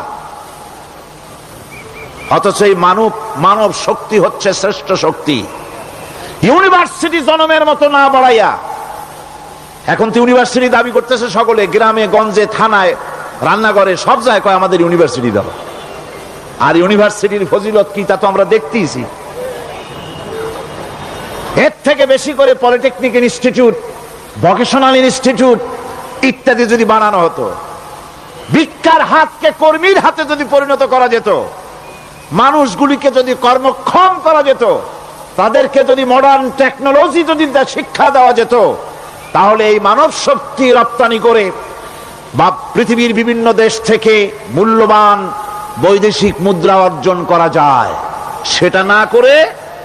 সেটা না করে মানুষ হইছে জ্বালা, জনমের মতো এদেরকে মারো। এটা হচ্ছে ট্রেনের 3rd ক্লাস প্যাসেঞ্জার্স মেন্টালিটি। সেটা কিরকম? সেটা হচ্ছে ট্রেনে যখন মানুষ চলে 3য় শ্রেণীতে, একবার উঠে বসলে সে অন্যের জন্য জায়গা ছাড়ে না। জায়গা খালি আছে, আর একজন আসে বললে ভাই আমার একটু বসতে দাও, কয় না ভাই এখানে লোক আছে। আসলে কিন্তু লোক নাই। আপনি যদি বলেন যে সেই লোক আসলে আমি জায়গা ছেড়ে দেবো, ততক্ষণ তো বসি। আপনি বসলেন, এরপরে আপনি তো বুঝছেন যে লোকটা ফাঁকিতেছে, ওই চিন্তা আপনার মধ্যেও ঢুকবে, আর একজন আসবে বসার জায়গা আছে, আপনি বলবেন না এখানে জায়গা নাই। ট্রেনের 3rd ক্লাস প্যাসেঞ্জারদের যে মন মানসিকতা, বর্তমান মুসলিম দেশগুলির সরকার প্রধানেরা ঠিক ট্রেনের 3rd ক্লাস প্যাসেঞ্জারদের চাইতো 3rd ক্লাস। মানব শক্তিকে কাজে লাগাবার চিন্তা না করে উল্টা চিন্তা তারা করছেন। এত সম্পদ থাকা সত্ত্বেও বাংলাদেশ আজ যে অভাব সৃষ্টি হয়েছে তা কৃত্রিম, এবং তা সৃষ্টি হয়েছে এটা এর একমাত্র দায়ী এর জন্য রাজনৈতিক ষড়যন্ত্র। রাজনৈতিক ষড়যন্ত্রের কারণেই এই অভাব সৃষ্টি হয়েছে। গোড়া থেকেই আমাদের দেশটি ষড়যন্ত্রের শিকার। প্রথমে ব্রিটিশ বেনিয়ারা 200 বছর পর্যন্ত গোলামির জিনজির পরিয়ে দিয়েছে। 200 বছর গোলামির পর দ্বিজাতি তত্ত্ব এবং মুসলিম সংখ্যাগরিষ্ঠতার ভিত্তিতে 47-এর আজাদি, তারপর পশ্চিমাদের শোষণ বঞ্চনা থেকে মুক্তি লাভের জন্য 71-এর আজাদি, এরপরে দেশের 90% হচ্ছে মুসলমান। 90% কারা? চিল্লায় বলেন না কারা? পৃথিবীর এই দ্বিতীয় বৃহত্তম মুসলিম জনগোষ্ঠীকে খ্রিস্টান আর ইহুদিরা তারা চেয়েছে জনগণকে খ্রিস্টান বানাতে। আমাদের দেশের জনগণকে তারা চায় খ্রিস্টান বানাতে। যারা কমিউনিস্ট তারা চায় আমাদেরকে নাস্তিক বানাতে। আর পার্শ্ববর্তী দেশের পেইড এজেন্ট যারা আমাদের দেশে আছে তারা চায় পৃথিবীর নিকৃষ্টতম কুফরি মতবাদ, ধর্ম নিরপেক্ষ মতবাদের মাধ্যমে গোটা জাতিকে ধর্ম থেকে দূরে সরিয়ে দিতে চায়। সুতরাং এই ষড়যন্ত্রের শিকার হয়ে আছে বাংলাদেশ। বাংলাদেশের এই আর্থসামাজিক প্রেক্ষাপটে ইসলামের বিধান ছাড়া, আল্লাহর দেওয়া বিধান ছাড়া এর কোনো মুক্তি নাই, এর নাজাতের কোনো পথ নাই। আল্লাহ রসুল ক্ষমতা আরোহণ করলেন, রাষ্ট্রের মালিক হলেন, প্রেসিডেন্ট হলেন। রাসূলুল্লাহ কি হলেন? আল্লাহর নবী প্রেসিডেন্ট হলেন। সমাজের গরিব দুঃখীদের ব্যাপারে নবীজি বললেন, মান তারাকা মালান ফালওয়ারাসাতিহি ওয়া মান তারাকা দিয়ান আও কুল্লা ফালিয়াতিনি ফাইন্না মাওলাহু, রাওয়াহুল বুখারী। নবীজি বলেন, যে ব্যক্তি মারা গেল, মরে যাওয়ার পর তার যে সম্পদ থাকবে, এই সম্পদগুলি সে যে সন্তান স্ত্রী পুত্র যাদের রেখে গেছে তা তাদের জন্যে। আর যদি সে ঋণগ্রস্ত, যদি ঋণ অবস্থায় সংসারকে রেখে যে থাকে, তাহলে তার ঋণের বোঝা, ঋণের পরিশোধের দায়িত্ব আমি মুহাম্মদ সাল্লাল্লাহু আলাইহি ওয়াসাল্লাম নিয়ে নিলাম। সমাজের যার কোনো অভিভাবক নাই, তার অভিভাবক আমি মুহাম্মদ সাল্লাল্লাহু আলাইহি ওয়াসাল্লাম। যার কোনো অভিভাবক নাই, সেজন্য আমার কাছে চলে আসে। ইসলামী রাষ্ট্র এই বিধান পেশ করেছে। এর চাইতে সুন্দরতম বিধান পৃথিবীতে আর কেউ দিতে পারে নাই। সেজন্য সেই সমাজে চুরি বন্ধ হয়েছে, ডাকাতি বন্ধ হয়েছে, জেনা বন্ধ হয়েছে, সব বন্ধ হয়ে গিয়ে সুন্দর একটি সমাজ প্রতিষ্ঠিত হয়েছিল। আর রাসূল বলেছিলেন, খাইরুল কুরুনে কারনি, সর্বশ্রেষ্ঠ যুগ হলো আমার যুগ। সুবহানাল্লাহি বিহামদিহি। মানুষ দরজা খুলে ঘুমায়েছে, কারো ক্ষুধার কষ্ট নাই, পড়ার কষ্ট নাই, খাবারের চিন্তা নাই, চুরি ডাকাতির ভয় নাই, ভয় মুক্ত। ওই যে গতকাল বলেছিলাম, যেমন একটা সমাজ আসবে, খাব্বাব চিন্তা করো না, আমি কসম করছি এমন একটা সমাজ প্রতিষ্ঠিত হবে যেই সমাজে চুরি ডাকাতি জেনা ব্যভিচার হত্যা ধর্ষণ কোনো ভয় থাকবে না। লা ইয়াখাফু ইল্লাল্লাহ, আল্লাহ ছাড়া কারো কোনো ভয়, মনের ভিতরে ভয় থাকবে না। ওয়ালাকিন্নাকুম তাস্তাজিলুন, তোমরা বড্ড তাড়াহুড়ো করতেছো, বেসবর হচ্ছ, সবর করো, তাড়াহুড়ো করো না। এমন সমাজ আসবে। রাসূলুল্লাহ এরকম একটা সমাজ গোটা পৃথিবীবাসীকে উপহার দিতে পেরেছিলেন না পারেন নাই? পেরেছিলেন কিনা? সেই কথাই আল্লাহ রাব্বুল আলামিনের কথার সঙ্গে বার মিলান। লাইসাল বিররা আন তুওয়াল্লু বুজুহাকুম কিবালাল মাশরিকি ওয়াল মাগরিব, পূর্ব পশ্চিমে কত মাথা ঘুরালে, চেহারা ঘুরালে, এটাই কিন্তু তোমার পুণ্যবান হওয়ার জন্য, নেককার হওয়ার জন্য যথেষ্ট নয়। বরং যথেষ্ট হলো আল্লাহর প্রতি ঈমান আনো, কিতাবের প্রতি, পরকালের প্রতি, ফেরেশতার প্রতি, নবীদের পরে ঈমান আনো। আর আল্লাহর মহব্বতে, আল্লাহর প্রেমে উদ্বুদ্ধ হয়ে আর একটা বড় কাজ করো, সেটা হলো ওয়াতাল মালা আলা হুব্বিহি যাবিল কুরবা ওয়াল ইয়াতামা ওয়াল মাসাকিন ওয়াবনাস সাবিল ওয়াস-সাইলিনা ওয়া ফির রিকাবি ওয়া কামাস সালাতা ওয়া আতাজ যাকাত ওয়াল মুফুনা بعهدهم إذا عاهدوا والصابرين في البأساء والضراء وحين البأس أولئك الذين صدقوا وأولئك هم المتقون। আরেকটি গুরুত্বপূর্ণ কাজ করতে হবে আল্লাহ পরকালে বিশ্বাস করার সাথে সাথে, সেটা হলো এই, তোমাদের জানের মতো প্রিয় ধন এবং সম্পদকে আল্লাহর মহব্বতে খরচ করতে হবে। সেজদা দিয়ে কপালে দাগ লাগাইছো, কিন্তু প্রতিবেশীকে সাহায্য করো নাই, গরিবদেরকে দাও নাই, এতিমকে দাও নাই, বোনকে ঠকাইছো, মেয়েকে ঠকিয়েছো, তোমার ওই সেজদায় কিয়ামতে কাজ দিবে না। প্রকৃতপক্ষের নেককার পুণ্যবান হওয়ার জন্য গরিব জনসাধারণকে সহযোগিতা করতে হবে। এরপরে মাঝখান থেকে যেটা বাদ দিয়েছিলাম, বলেছিলাম নামাজ এবং যাকাত। আমি যাকাতটা কালকে আগে নিয়ে এসেছিলাম, নামাজটা ছিল আগে। সেই নামাজটা যেহেতু আলাদা একটা বিষয় হবে, আর যাকাতটা সাদকার সাথে সামঞ্জস্য আছে, সেই জন্য যাকাত আর সাদাকার কথাটা একসঙ্গে মিলাই বলেছিলাম। এখন শুরু করছি নামাজ। সালাত, সালাত এর আবিধানিক অর্থ হচ্ছে কোন জিনিসের দিকে মুখ ফিরানো। সালাতের অর্থ হচ্ছে নিকটবর্তী হওয়া, মুখ ঘুরানো, মুতাওয়াজ্জা হওয়া। ওই যে হযরত ইব্রাহিম আলাইহিস সালাম বলেছিলেন, ইন্নী ওয়াজ্জাহতু ওয়াজহিয়া লিল্লাযী ফাতারাস সামাওয়াতি ওয়াল আরদ। জানেন আপনারা? পড়েন, ইন্নী ওয়াজ্জাহতু ওয়াজহিয়া লিল্লাযী ফাতারাস সামাওয়াতি ওয়াল আরদা হানিফা ওয়া মা আনা মিনাল মুশরিকিন। নিশ্চয় আমার মুখ ঘুরায় দিলাম কার দিকে?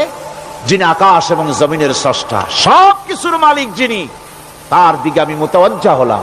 নামাজের অর্থই হচ্ছে মুতাওয়াজ্জা হওয়া, মুখ ঘুরিয়ে দেওয়া, চেহারা ঘুরিয়ে দেওয়া।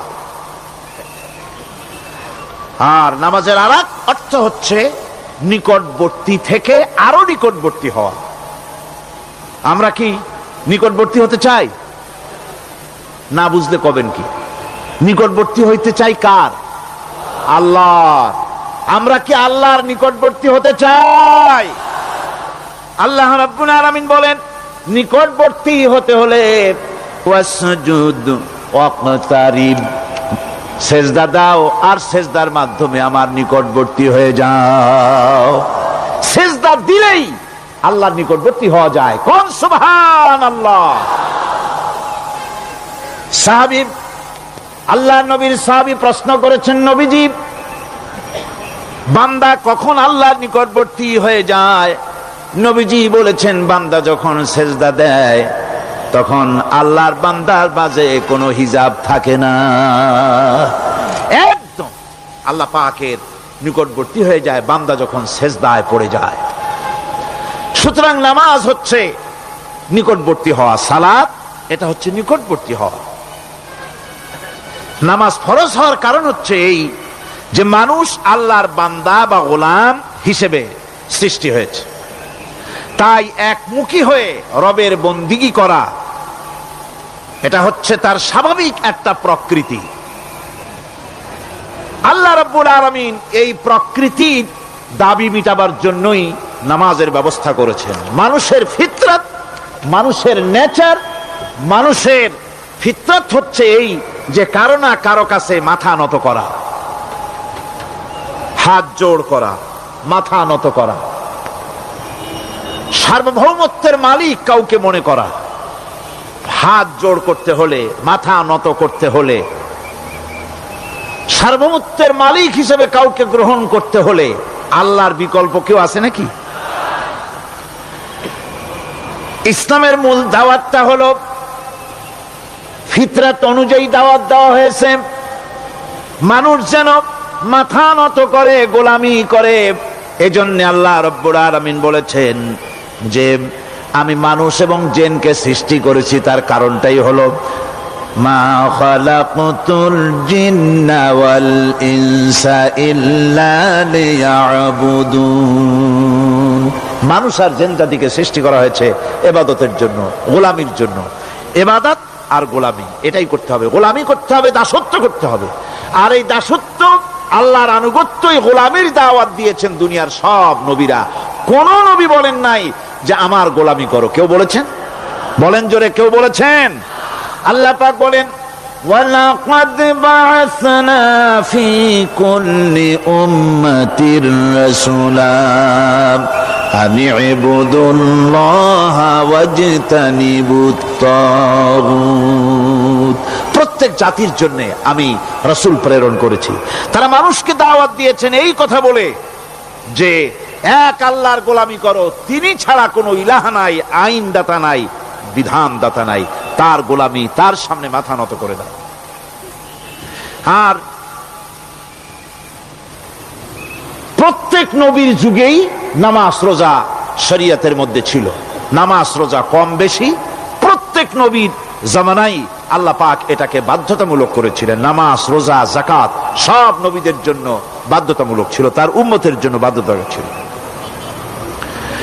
নামাজ হচ্ছে তাওহীদের অবশ্যম্ভাবী এক বহির্প্রকাশ। তাওহীদের জন্য তাওহীদবাদী মানুষ যারা, তাদেরকে নামাজ আদায় করতেই হবে।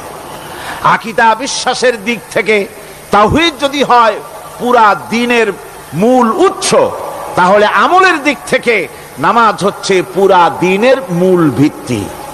নামাজ হচ্ছে আমলের মূল ভিত্তি, এর বাস্তবায়ন ছাড়া দ্বীন পূর্ণ হয় না। নামাজ মুমিনের কেবলমাত্র একটি উত্তম আমলই নয়, বরং নামাজ হচ্ছে ইমানের মূল ভিত্তি। যার কাছে নামাজ নাই তার কাছে কিছুই নাই। রাসূল করিম সাল্লাল্লাহু আলাইহি ওয়াসাল্লাম বলেছেন যে নামাজ যে ব্যক্তি পড়ে না, আল্লাহ পাকের সাথে তার কোনো সম্পর্ক বাকি থাকে না। সুতরাং এই নামাজটা হচ্ছে এই যে একমাত্র একাগ্র চিত্তে আদবের সাথে আল্লাহর সামনে রুজু হয়ে যাওয়া। কোরআনে কারীম বলছে মুনিবিনা ইলাইহি ওয়াত্তাকুহু ওয়া আকিমুস সালাতা ওয়া লা তাকুনু মিনাল মুশরিকিন। তোমরা আল্লাহর দিকে রুজু হয়ে যাও এবং তাকে ভয় করে অন্যায় কাজ থেকে বিরত থাকো, আর নামাজ কায়েম করো, মুশরিকদের অন্তর্ভুক্ত হয়ে যেও না। নামাজ কায়েম করা, নামাজের আদেশ কোরআনে কারীমের মধ্যে আল্লাহ পাক বহু জায়গায় করেছেন। ঈমানের পর নামাজই হচ্ছে সবচেয়ে বড় জরুরি। একজন মানুষ ঈমান আনলো, যেমন কালকে একজন ঈমান এনেছে, ঈমান আনার সাথে সাথে তার প্রথম কাজ কি বলুন? বলেন প্রথম কাজ কি? ফজরের নামাজের আগে একজন ইসলাম কবুল করলেন, তার প্রথম দায়িত্ব নামাজকে আদায় করে দেওয়া, ফজরের নামাজ পড়া। জোহরের আগেই কেউ ঈমান আনলো, তার প্রথম দায়িত্ব জোহরের নামাজ আদায় করা। আসরের নামাজের আগে ঈমান এনেছে, তার প্রথম দায়িত্ব হলো আসরের নামাজ আদায় করা। তার মানে হলো ঈমান আনার পর একজন ঈমানদারের প্রথম দায়িত্ব হচ্ছে নামাজ। গুরুত্বপূর্ণ বিষয়, খুব ভালো করে শুনতে হবে, ইয়াদ রাখতে হবে প্রত্যেকটি মুসলমানের। এই নামাজ কি জিনিস, কেমনে আদায় করতে হবে, আদায় না করলে কি হবে, গুরুত্বপূর্ণ এই কথাগুলি প্রত্যেকের স্মরণ রাখতে হবে। হযরত মূসা আলাইহিস সালামকে আল্লাহ রাব্বুল আলামিন ওহী প্রদান করলেন। যেদিন ওহী দিলেন, ওহী দিয়ে সেই মুহূর্তে আল্লাহ পাক তাকে শোনালেন, ইন্নানি আনাল্লাহ লা ইলাহা ইল্লা আনা ফা'বুদনি ওয়া আকিমিস সালাতা লিযিকরি। নিশ্চয়ই আমি আল্লাহ, আমি ছাড়া কোনো ইলাহ নাই, আমার গোলামি করো, আমার দাসত্ব করো, আর আমার শরণার্থে নামাজ কায়েম করো। নামাজ নামাজ নামাজ কায়েম করতে হবে, এটাই হচ্ছে ঈমানের সবচেয়ে বড় দাবি। অন্যত্র আল্লাহ পাক বলছেন, কুল ইন্না হুদাল্লাহি হুয়াল হুদা ওয়া উমিরনা লিনুসলিমা লিরাব্বিল আলামিন। হে নবী বলুন, প্রকৃতপক্ষে আল্লাহর হেদায়েত হচ্ছে সঠিক হেদায়েত। সত্যিকারের হেদায়েত কার হেদায়েত? আল্লাহ পাকের হেদায়েত। এবং তার পক্ষ থেকে নির্দেশ করা হয়েছে যে সারা জাহানের মালিকের সামনে মাথা নত করে দাও। মাথা নত করবেন কার কাছে? আল্লাহ পাকের কাছে। ওয়া আনাকিমুস সালাতা ওয়াত্তাকুহু ওয়া হুয়াল্লাযী ইলাইহি তুহশারুন। আর নামাজ প্রতিষ্ঠা করো, আল্লাহ রাব্বুল আলামিনের ভয়তে সমস্ত অপরাধমূলক কাজ থেকে, অসামাজিক কার্যকলাপ থেকে বিরত থাকেও। আর একদিন মনে রেখো, তোমাদের সকলকেই আল্লাহ রাব্বুল আলামিনের দরবারে উপস্থিত হতে হবে। নামাজ ঈমান থাকা না থাকার প্রমাণ। ঈমান আছে কি ঈমান নাই, এর প্রমাণ কি? নামাজ। আল্লাহ পাক বলছেন, ফালা সাদ্দাকা ওয়ালা সাল্লা ওয়ালাকিন কাযযাবা ওয়া তাওয়াল্লা। কিন্তু না সে সত্য মেনে নিল, আর না সে সালাত আদায় করলো, বরং সত্যকে মিথ্যা মনে করে ফিরে গেল। নামাজটাই হচ্ছে একজন মানুষের সে মুমিন না কাফের তা প্রমাণ করার জন্য, এটাই হচ্ছে মূল কথা। কিয়ামতের দিন মানুষ যে জাহান্নামে যাবে, জাহান্নামের জন্য, জাহান্নামে যে সব কারণে যাবে তার মধ্যে বড় কারণ, কালকে বলেছিলাম, দেখি মনে আছে নাকি, বড় কারণ কয়টা? কয়টা? আলহামদুলিল্লাহ মনে আছে। আল্লাহ রাব্বুল আলামিন বলেন, ইয়াতাসাআলুনা আনিল মুজরিমিন। কিয়ামতের দিন অপরাধীদেরকে জিজ্ঞেস করা হবে, মা সালাকাকুম ফি সাকার, জাহান্নামে কেন আসছো? জবাবে তারা বলবে, قالوا لم نك من المصلين ولم نك نطعم المسكين নামাজ পড়ি নাই আর এতিম মিসকিনদের খেতে দেই নাই, এই কারণেই জাহান্নামে এসেছি। কোন নাউজুবিল্লাহ। নামাজ যারা পড়বে না জাহান্নামে যেতে হবে। কোথায় যেতে হবে? কেউ কেউ মনে করতে পারবেন নামাজের ওয়াজ তো বহু শুনছি, এর চাইতে গুরুত্বপূর্ণ জিনিস আর নাই। নামাজের চাইতে গুরুত্বপূর্ণ ইবাদত আল্লাহর সৃষ্টি করেন নাই।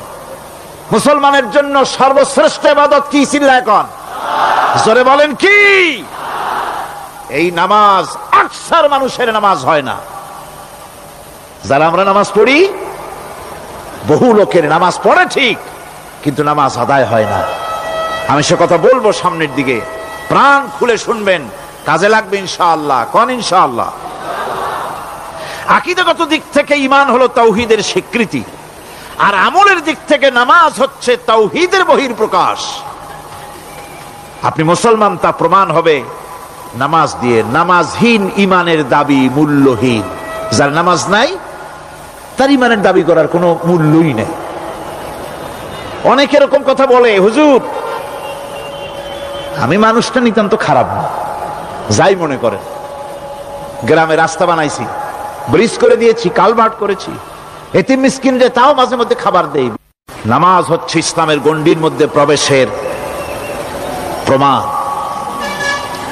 কোরআনে কারীম বলছে ফাইন তাবু ওয়া আকামুস সালাতা ওয়া আতাউজ যাকাতা ফাইখওয়ানুকুম ফিদ্দীন। সূরা তওবা এসেছে। তারা যদি তওবা করে আর নামাজ কায়েম করে, যাকাত যদি আদায় করে, তাহলে এখন তোমাদের সে দিনী ভাই, এখন ভাই হয়ে গেল। একটু আগে ছিল কাফের মুশরিক, এখন তোমার দিনী ভাই। দিনের গণ্ডির মধ্যে প্রবেশ করা, কলেমা পড়ার সাথে সাথেই নামাজ। নামাজ হচ্ছে দিনের প্রধান গেট, দিনের প্রধান তোরণ। দিনের মধ্যে প্রবেশ করার জন্য এই গেট দিয়ে প্রবেশ করতে হবে। সুতরাং এই নামাজের এতই গুরুত্ব দেওয়া হয়েছে। ইসলাম যদি ক্ষমতায় আসে, আল্লাহ যেন এনে দেন, জোরে কোন আমিন। ইসলাম যদি ক্ষমতায় এসে যায়, রব্বুল আলামিন তাফসীরের মাহফিল, কোরআন সামনে নিয়ে আশা করে তোমার দরবারে দোয়া করি, এই বিশাল জনসমুদ্রের দোয়া কবুল করো মাবুদ গো, এই বাংলাদেশকে ইসলামের দেশ বানাইয়া দাও। দেশটা যদি ইসলামের হয়ে যায়, আইন যদি আল্লাহর হয়, শাসন যদি সৎ লোকেরা করে, রব্বুল আলামিন কোরআন শরীফে বলেন, তাহলে তারা 4টা কাজ করবে। আল্লাযীনা ইম্মাক্কান্নাহুম ফিল আরদ আকামুস সালাতা ওয়া আতাউজ যাকাত ওয়া আমারু বিল মা'রুফি ওয়া নাহাউ আনিল মুনকার। মুমিনেরা ক্ষমতায় এসে প্রথম যে কাজটা করবে, প্রথমে ক্ষমতায় এসেই নামাজ বাধ্যতামূলক করবে। প্রথম কি? ওয়াজ নসিহতে অনুরোধ করা হবে না, বাবাজিরা আল্লাহর রাস্তায় নামাজটা পড়ে না। রেডিও এবং টেলিভিশনের মাধ্যমে রাষ্ট্রপ্রধান অর্ডার করে দিবেন, আজ থেকে বাংলাদেশের 12 কোটি তাওহীদি জনতা, নারী পুরুষ যারা আকেল বালিগ, সকলের জন্য নামাজ বাধ্যতামূলক, নামাজ পড়তেই হবে। এটা অর্ডার। বেলা যখন 1টা বেজে যাবে, বেলা যখন 1টা বাজবে, সমস্ত মসজিদে আজান শুরু হয়ে যাবে। আজানের সাথে সাথে অফিস, আদালত, কল কারখানা, ক্ষেত খামার, শিক্ষাঙ্গন সব ডেডলক হয়ে যাবে। আধা ঘন্টার জন্য বন্ধ হয়ে যাবে। যারা মুসলমান অফিসে, কলেজে, ইউনিভার্সিটিতে, সর্বত্র তারা নামাজের জন্য প্রস্তুতি নেবেন।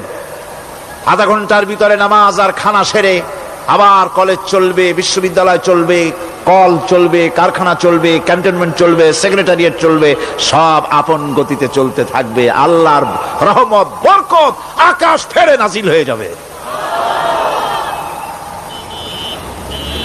আর এই অর্ডার যে দেওয়া হবে, নামাজ পড়বেন সেখানে। থানায় যখন আজান হবে, থানায় আজান হয়ে গেছে, থানার স্টাফ পুলিশ যারা আছে জামাতে খাড়া হয়ে যাবে, ইমামতি করবেন ওসি সাহেব। এসপির অফিসে এসপি সাহেব ইমামতি করবেন, ডিসি সাহেব তার অফিসে ইমামতি করবেন, মন্ত্রী সেক্রেটারিয়েট ইমামতি করবেন, প্রেসিডেন্ট বঙ্গভবনে ইমামতি করবেন, বিশ্ববিদ্যালয়ের ভাইস চ্যান্সেলরের ইমামতিতে সে জায়গার মুসলমান ছাত্র ছাত্রী, শিক্ষক শিক্ষয়িত্রী এক জামাতে নামাজ আদায় করবে। এই যদি হয় চিত্র দেশের, অপরাধ থাকবে? থানায় ওসি সাহেব নিজেই যদি জামাতের ইমামতি করেন, এইভাবে নামাজ আদায় করেন পুলিশদের নিয়ে জামাতে, ঘুষ আর খাবে তারা? এসপি সাহেবের অফিসে, ডিসি সাহেবের অফিসে মন্ত্রীরা যদি ভাবে নামাজ কায়েম করে, তাহলে কি অন্যায় অপরাধ কিছু থাকবে সমাজে? থাকবে না। সুতরাং নামাজ বাধ্যতামূলক করে দেওয়া হবে। নামাজ বাধ্যতামূলক, সকলকে নামাজ পড়তে হবে। নামমাত্র মুসলিম জাতির রাষ্ট্র ক্ষমতা গ্রহণ করাই হলো ইসলামী শাসন ব্যবস্থা নয়। ইসলাম ক্ষমতায় গিয়া অমুসলিমদের উপরে শাসন জারি করবে, আর অন্যান্য সরকারের মতো আমোদ ফুর্তি করে রাস্তাঘাট বানায় টানায় সিটে শুয়ে থাকবে, তা না। রাস্তা হবে, ঘাট হবে, কলেজ হবে, সব হবে, কিন্তু যারা মুসলমান তাদেরকে নামাজ পড়তে হবে। গোটা জনগণকে শাসক আর শাসিত উভয় গোলাম হবে আল্লাহ। উভয় গোলাম হবে কার? তখন প্রেসিডেন্টের বাবার ক্ষমতা নাই নিজের কোন আইন চালু করে, পার্লামেন্টের বাবার ক্ষমতা নাই ইসলামের বিরুদ্ধে টু শব্দটি করতে পারে। সেখানে শাসক আর শাসিত, শাসক আর শাসিত হয়ে যাবে একজন এক হুকুমদাতার গোলাম। সেই হুকুমদাতাকে ইনিল হুকমু ইল্লা লিল্লাহ আলা লাহুল খালকু ওয়াল আমর। প্রেসিডেন্ট থেকে শুরু করে শাসক আর শাসিত সব আইন মানবে ওই আল্লাহ রব্বুল আলামিনের, যিনি এই তামাম জাহান সৃষ্টি করেছেন। সৃষ্টি যার আইন চলবে সেই আল্লাহ রব্বুল আলামিনের, এবং তার আইনের সার্বিক অনুসরণ করে চলতে হবে সকলকে। এক কথায় ইসলামী সরকারের সমস্ত ক্ষমতা ব্যয় হবে নামাজ কায়েম করা আর যাকাত আদায় করার ব্যাপারে। নামাজ যদি কায়েম হয়ে যায়, যাকাত যদি আদায় করা হয়, দুঃখ, দারিদ্র, কষ্ট কিছুই থাকবে না, বেকার সমস্যা থাকবে না। সমস্ত বেকারদেরকে চাকরি না পাওয়া পর্যন্ত বেকার ভাতা দেওয়া হবে। বুড়ো মানুষেরা যখন বুড়ো হয়ে যায়, ছেলের কাছে আদর নাই, বউর কাছে কদর নাই, আর ছেলে বউ বদদোয়া করতে থাকে, বুড়ারা মরে না কেন? আছেন আমাদের সমাজ। ইসলামী সরকার এলে পরে এই বৃদ্ধ মানুষদের ব্যবস্থা করা হবে, তাদের প্রতি এই ধরনের অসদাচরণ কেউ করতে সাহস পাবে না। সুতরাং নামাজ প্রতিষ্ঠা এবং যাকাত আদায় হলেই সমাজের অন্যায় অবিচার যা আছে তার 12 আনাই বিলুপ্ত হয়ে যাবে। কোন আলহামদুলিল্লাহ। তখন চাকরিতে প্রমোশন হবে নামাজের ভিত্তিতে। এখন প্রমোশন হয় কে কত ঘুষ খাইতে পারে, কে কত সরকারের দালালি করে বিবেকের বিরুদ্ধে বিরোধী দলকে বেশি করে পেটাতে পারে, এর উপরে ভিত্তি করে প্রমোশন হয়। ইসলামী সরকার যখন আসবে, ইসলামী সরকার যখন প্রতিষ্ঠিত হয়ে যাবে, তখন চাকরির প্রমোশন নির্ভর করবে তার সুন্দর চরিত্র আর নামাজের পাবন্দির উপরে ভিত্তি করে। সমাজে দুঃখ দুর্দশা থাকবে, যেরকম থাকবে থাকবে। আমার ভাইয়েরা, নামাজ হচ্ছে আল্লাহ রাব্বুল আলামিনের সাহায্য লাভের একমাত্র মাধ্যম। আল্লাহর কাছে যদি সাহায্য পেতে চাই তাহলে নামাজ লাগবে। লাগবে কি কোন? وَلَقَدْ أَخَذَ اللَّهُ مِيثَاقَ بَنِي إِسْرَائِيلَ وَبَعَثْنَا مِنْهُمُ 12 نَقِيًّا وَقَالَ اللَّهُ إِنِّي مَعَكُمْ লাইন আকামতুমুস সালাম। আল্লাহ পাক বলেন, বনি ইসরাইলদের নিকট আমি ওয়াদা নিয়েছিলাম, তোমরা যদি মানুষদেরকে অসামাজিক কার্যকলাপ থেকে যদি তোমরা ফিরাইতে পারো, মানুষদেরকে অসামাজিক কার্যকলাপ থেকে তোমরা ফিরাবে। 12টা গোত্রের জন্য 12 জন নকিব নির্দিষ্ট করে দেওয়া হলো, তাদের দায়িত্ব দেওয়া হলো। মানুষদেরকে, সমাজের লোকদেরকে অন্যায় কাজ থেকে তারা ফিরাবে, ভালো ভালো কাজ করার জন্য তাদেরকে আদেশ করবে, অসামাজিক অধর্মীয় কাজ থেকে বাঁচাবার চেষ্টা করবে। এইটা যদি তোমরা করো তাহলে আমি তোমাদের সাথে আছি। শর্ত হলো একটা, তোমাদেরকে নামাজ কায়েম করতে হবে। নামাজ যদি কায়েম করো আমার মদদ তোমাদের জন্য অবধারিত হবে। নামাজ প্রতিষ্ঠা করলেই আল্লাহর সাহায্য লাভ করা যায় জীবনের সকল ক্ষেত্রে। নামাজ হচ্ছে অপকর্মের প্রতিবন্ধক। নামাজ পড়লে অন্যায় কাজ থেকে বাঁচার পথ। অন্যায় থেকে বাঁচাই কিসে? নামাজ। আল্লাহ রাব্বুল আলামিন বলেন, উতলু মা উহিয়া ইলাইকা মিনাল কিতাবি ওয়া আকিমিস সালাম ইন্নাস সালাতা তানহা আনিল ফাহশাই ওয়াল মুনকার। হে নবী, এই কিতাব তেলাওয়াত করো যা তোমার প্রতি অবতীর্ণ করা হয়েছে, এই কিতাব তেলাওয়াত করো আর নামাজকে প্রতিষ্ঠা করো। নিঃসন্দেহে নামাজ মানুষকে পাপাচার থেকে বাঁচায়া দেয়। অশ্লীলতা, পাপাচার থেকে মানুষকে বাঁচায় কে? জোরে চিল্লায় কোন কে? নামাজ। এই নামাজ মানুষকে অন্যায় কাজ থেকে বাঁচায় দেয়। নামাজ যে মানুষকে অন্যায় কাজ থেকে বাঁচায়, কেমনে বাঁচায়? আমরা যে নামাজ পড়ি, এই নামাজে তো আমাদেরকে অন্যায় কাজ থেকে বাঁচাইতে পারে না। নামাজি বহুত মানুষ আছে অন্যায় করে, করে কিনা কোন? না করে না? করে। নামাজি অথচ অন্যায় করে। আর আল্লাহ বলছেন নামাজিকে, নামাজ তাকে অশ্লীলতা থেকে ফিরায়। তাহলে কথা কারটা ঠিক? আল্লাহরটা। জোরে বলেন, কারটা ঠিক? অবশ্যই আমার আল্লাহর কথা হক। আমি ভুল করতেছি, আমি যেন কোথাও ভুল করতেছি, সামথিং ইজ রং, কোথাও যেন আমরা ভুল করে বসতেছি, সেই ভুলটা কি আমরা আবিষ্কার করতে চেষ্টা করবো ইনশাআল্লাহ। প্রথম যে কথাটা সেটা হচ্ছে এই যে আমরা যা নামাজে পড়ি আমরা তা বুঝি না। কথা ঠিক কিনা? আমি যদি এখন প্রশ্ন করি সামি আল্লাহু লিমান হামিদা অর্থ কি কোন, ফার্স্ট ডিভিশনে কয়েকটা লেটার নিয়ে ফেল করবেন এরকম লোক আছেন না নাই? সুবহান রাব্বিয়াল আলা অর্থ কি জানি না, সুবহান রাব্বিয়াল আযীমের অর্থ কি জানি না, দোয়া কুনুত অর্থ কি জানি না, তাশাহুদ অর্থ কি জানি না, সূরা ফাতিহার অর্থ কি জানি না। এমন কি উযুর মধ্যে কয়টা ফরজ তাও অনেকের জানা নাই। কথা কি বেশি বললাম না ঠিক বলছি? একজনের জিজ্ঞেস করলো, মিয়া উযুতে কয় ফরজ? কয় হুজুর কি মনে করেন এটা বুঝি জানি না, এটা তো সাধারণ ব্যাপার, বলেন না কয় ফরজ? কয় উযুতে তো 17 ফরজ। কি কি? কয় হাত ধোয়া, পাও ধোয়া, মুখ ধোয়া, নাক ধোয়া, চোখ ধোয়া, জিহ্বা ধোয়া, মাথা ধোয়া। বলতে বলতে গুনে দেখা গেল প্রায় 19টার মতো বলছে।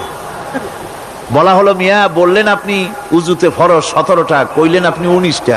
কয় হুজুর জানি আরো, বলি না আপনাদের ভয়তে। উযু জানে না, নামাজ জানে না, তাকে এই নামাজ কেমনে ফিরাবে অন্যায় কাজ থেকে? কথা বুঝতে পেরেছেন? নামাজে কি পড়ি? নামাজে দাঁড়ায় গেলাম, আল্লাহু আকবার অর্থ কি? চিল্লায় কন্যা আল্লাহু আকবার। এরকম না, মুসলমানের মতো গলা ছেড়ে দিয়ে চিৎকার দিয়ে বলেন আল্লাহু আকবার। এই আল্লাহু আকবার, আল্লাহ সর্বশ্রেষ্ঠ, তার চাইতে বড় আর কেউ নাই। এই কথা দিনরাত 24 ঘন্টার ভিতরে শত শতবার বলি, একবার দুইবার না, শত শতবার বলি আল্লাহ সর্বশ্রেষ্ঠ। এই কথা বলার পরেও মনের মধ্যে অন্য কেউ বড় হয়, আল্লাহর বড়ত্ব যেভাবে মুখ দিয়া বলি ওইভাবে কার্যত পালন করি না। নামাজে আল্লাহু আকবার বললাম, এরপরে সানা পড়লাম, তারপরে সূরা ফাতিহা পড়লাম। সূরা ফাতিহার ভিতরে যে সমস্ত কথাগুলি বললাম সেই কথাগুলি বুঝি না, কি বলেছি তাও জানি না। এরপরে সুবহান রাব্বিয়াল আলা বলেছি, সুবহান রাব্বিয়াল আযীম বলেছি, সামি আল্লাহু লিমান হামিদা বলেছি, অর্থ কি জানি না। আল্লাহ তা শুনতে পান, যে ব্যক্তি আল্লাহর প্রশংসা করেন তিনি তা শুনতে পান। নামাজের মধ্যে আইডিয়া দেওয়া হচ্ছে, তুমি যে আল্লাহর জন্য নামাজ পড়তেছো, প্রশংসা করতেছো, এটা এমন নয় যে আল্লাহ পাক দেখছেন না বা শুনতেছেন না। তুমি যা বলতেছো, প্রশংসা করতেছো, আল্লাহ পাক তা শুনতে পাচ্ছেন। সামি আল্লাহু লিমান হামিদা। সুবহান রাব্বিয়াল আলা। আমি মহান সর্বশ্রেষ্ঠ আল্লাহ রাব্বুল আলামিনের পবিত্রতা ঘোষণা করছি, আমি তার প্রশংসা করছি। সূরা ফাতিহার কি আমরা বলি আপনারা ব্যাখ্যা দেখে বুঝে নিয়েন, সেগুলি আমি এখানে বলে বাকি কথা সব শেষ করতে পারবো না। এরপরে আমরা নামাজের মধ্যে দোয়া কুনুত পড়ি। সেই দোয়া কুনুতে যে কি ওয়াদাটা করি, অন্তত আমার তো মনে হয় সাধারণ মানুষের মধ্যে 99.9 লোকেরা জানে না দোয়া কুনুতে কি পড়ে, অর্থ বোঝে না। দোয়া কুনুতের মধ্যে বলা হচ্ছে, আল্লাহুম্মা ইন্না নাস্তাঈনুকা, হে আল্লাহ আমি তোমার কাছে সাহায্য চাই। কার কাছে সাহায্য চাই? আল্লাহর কাছে সাহায্য চাই।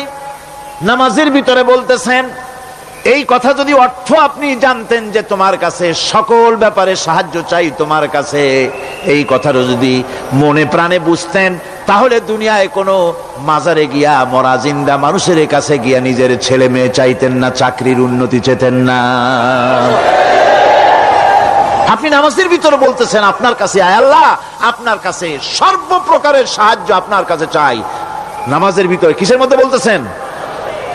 বিশ্বাস যদি করতেন, যদি বুঝতেন, তাহলে যত বড় পীর আসুক দেশ থেকে আর বিদেশ থেকে, সন্তান চাওয়ার জন্য পাগল হয়ে পায়ের উপরে পড়ে থাকতেন না, আল্লাহর কাছেই চাইতেন। কার কাছে চাইতেন?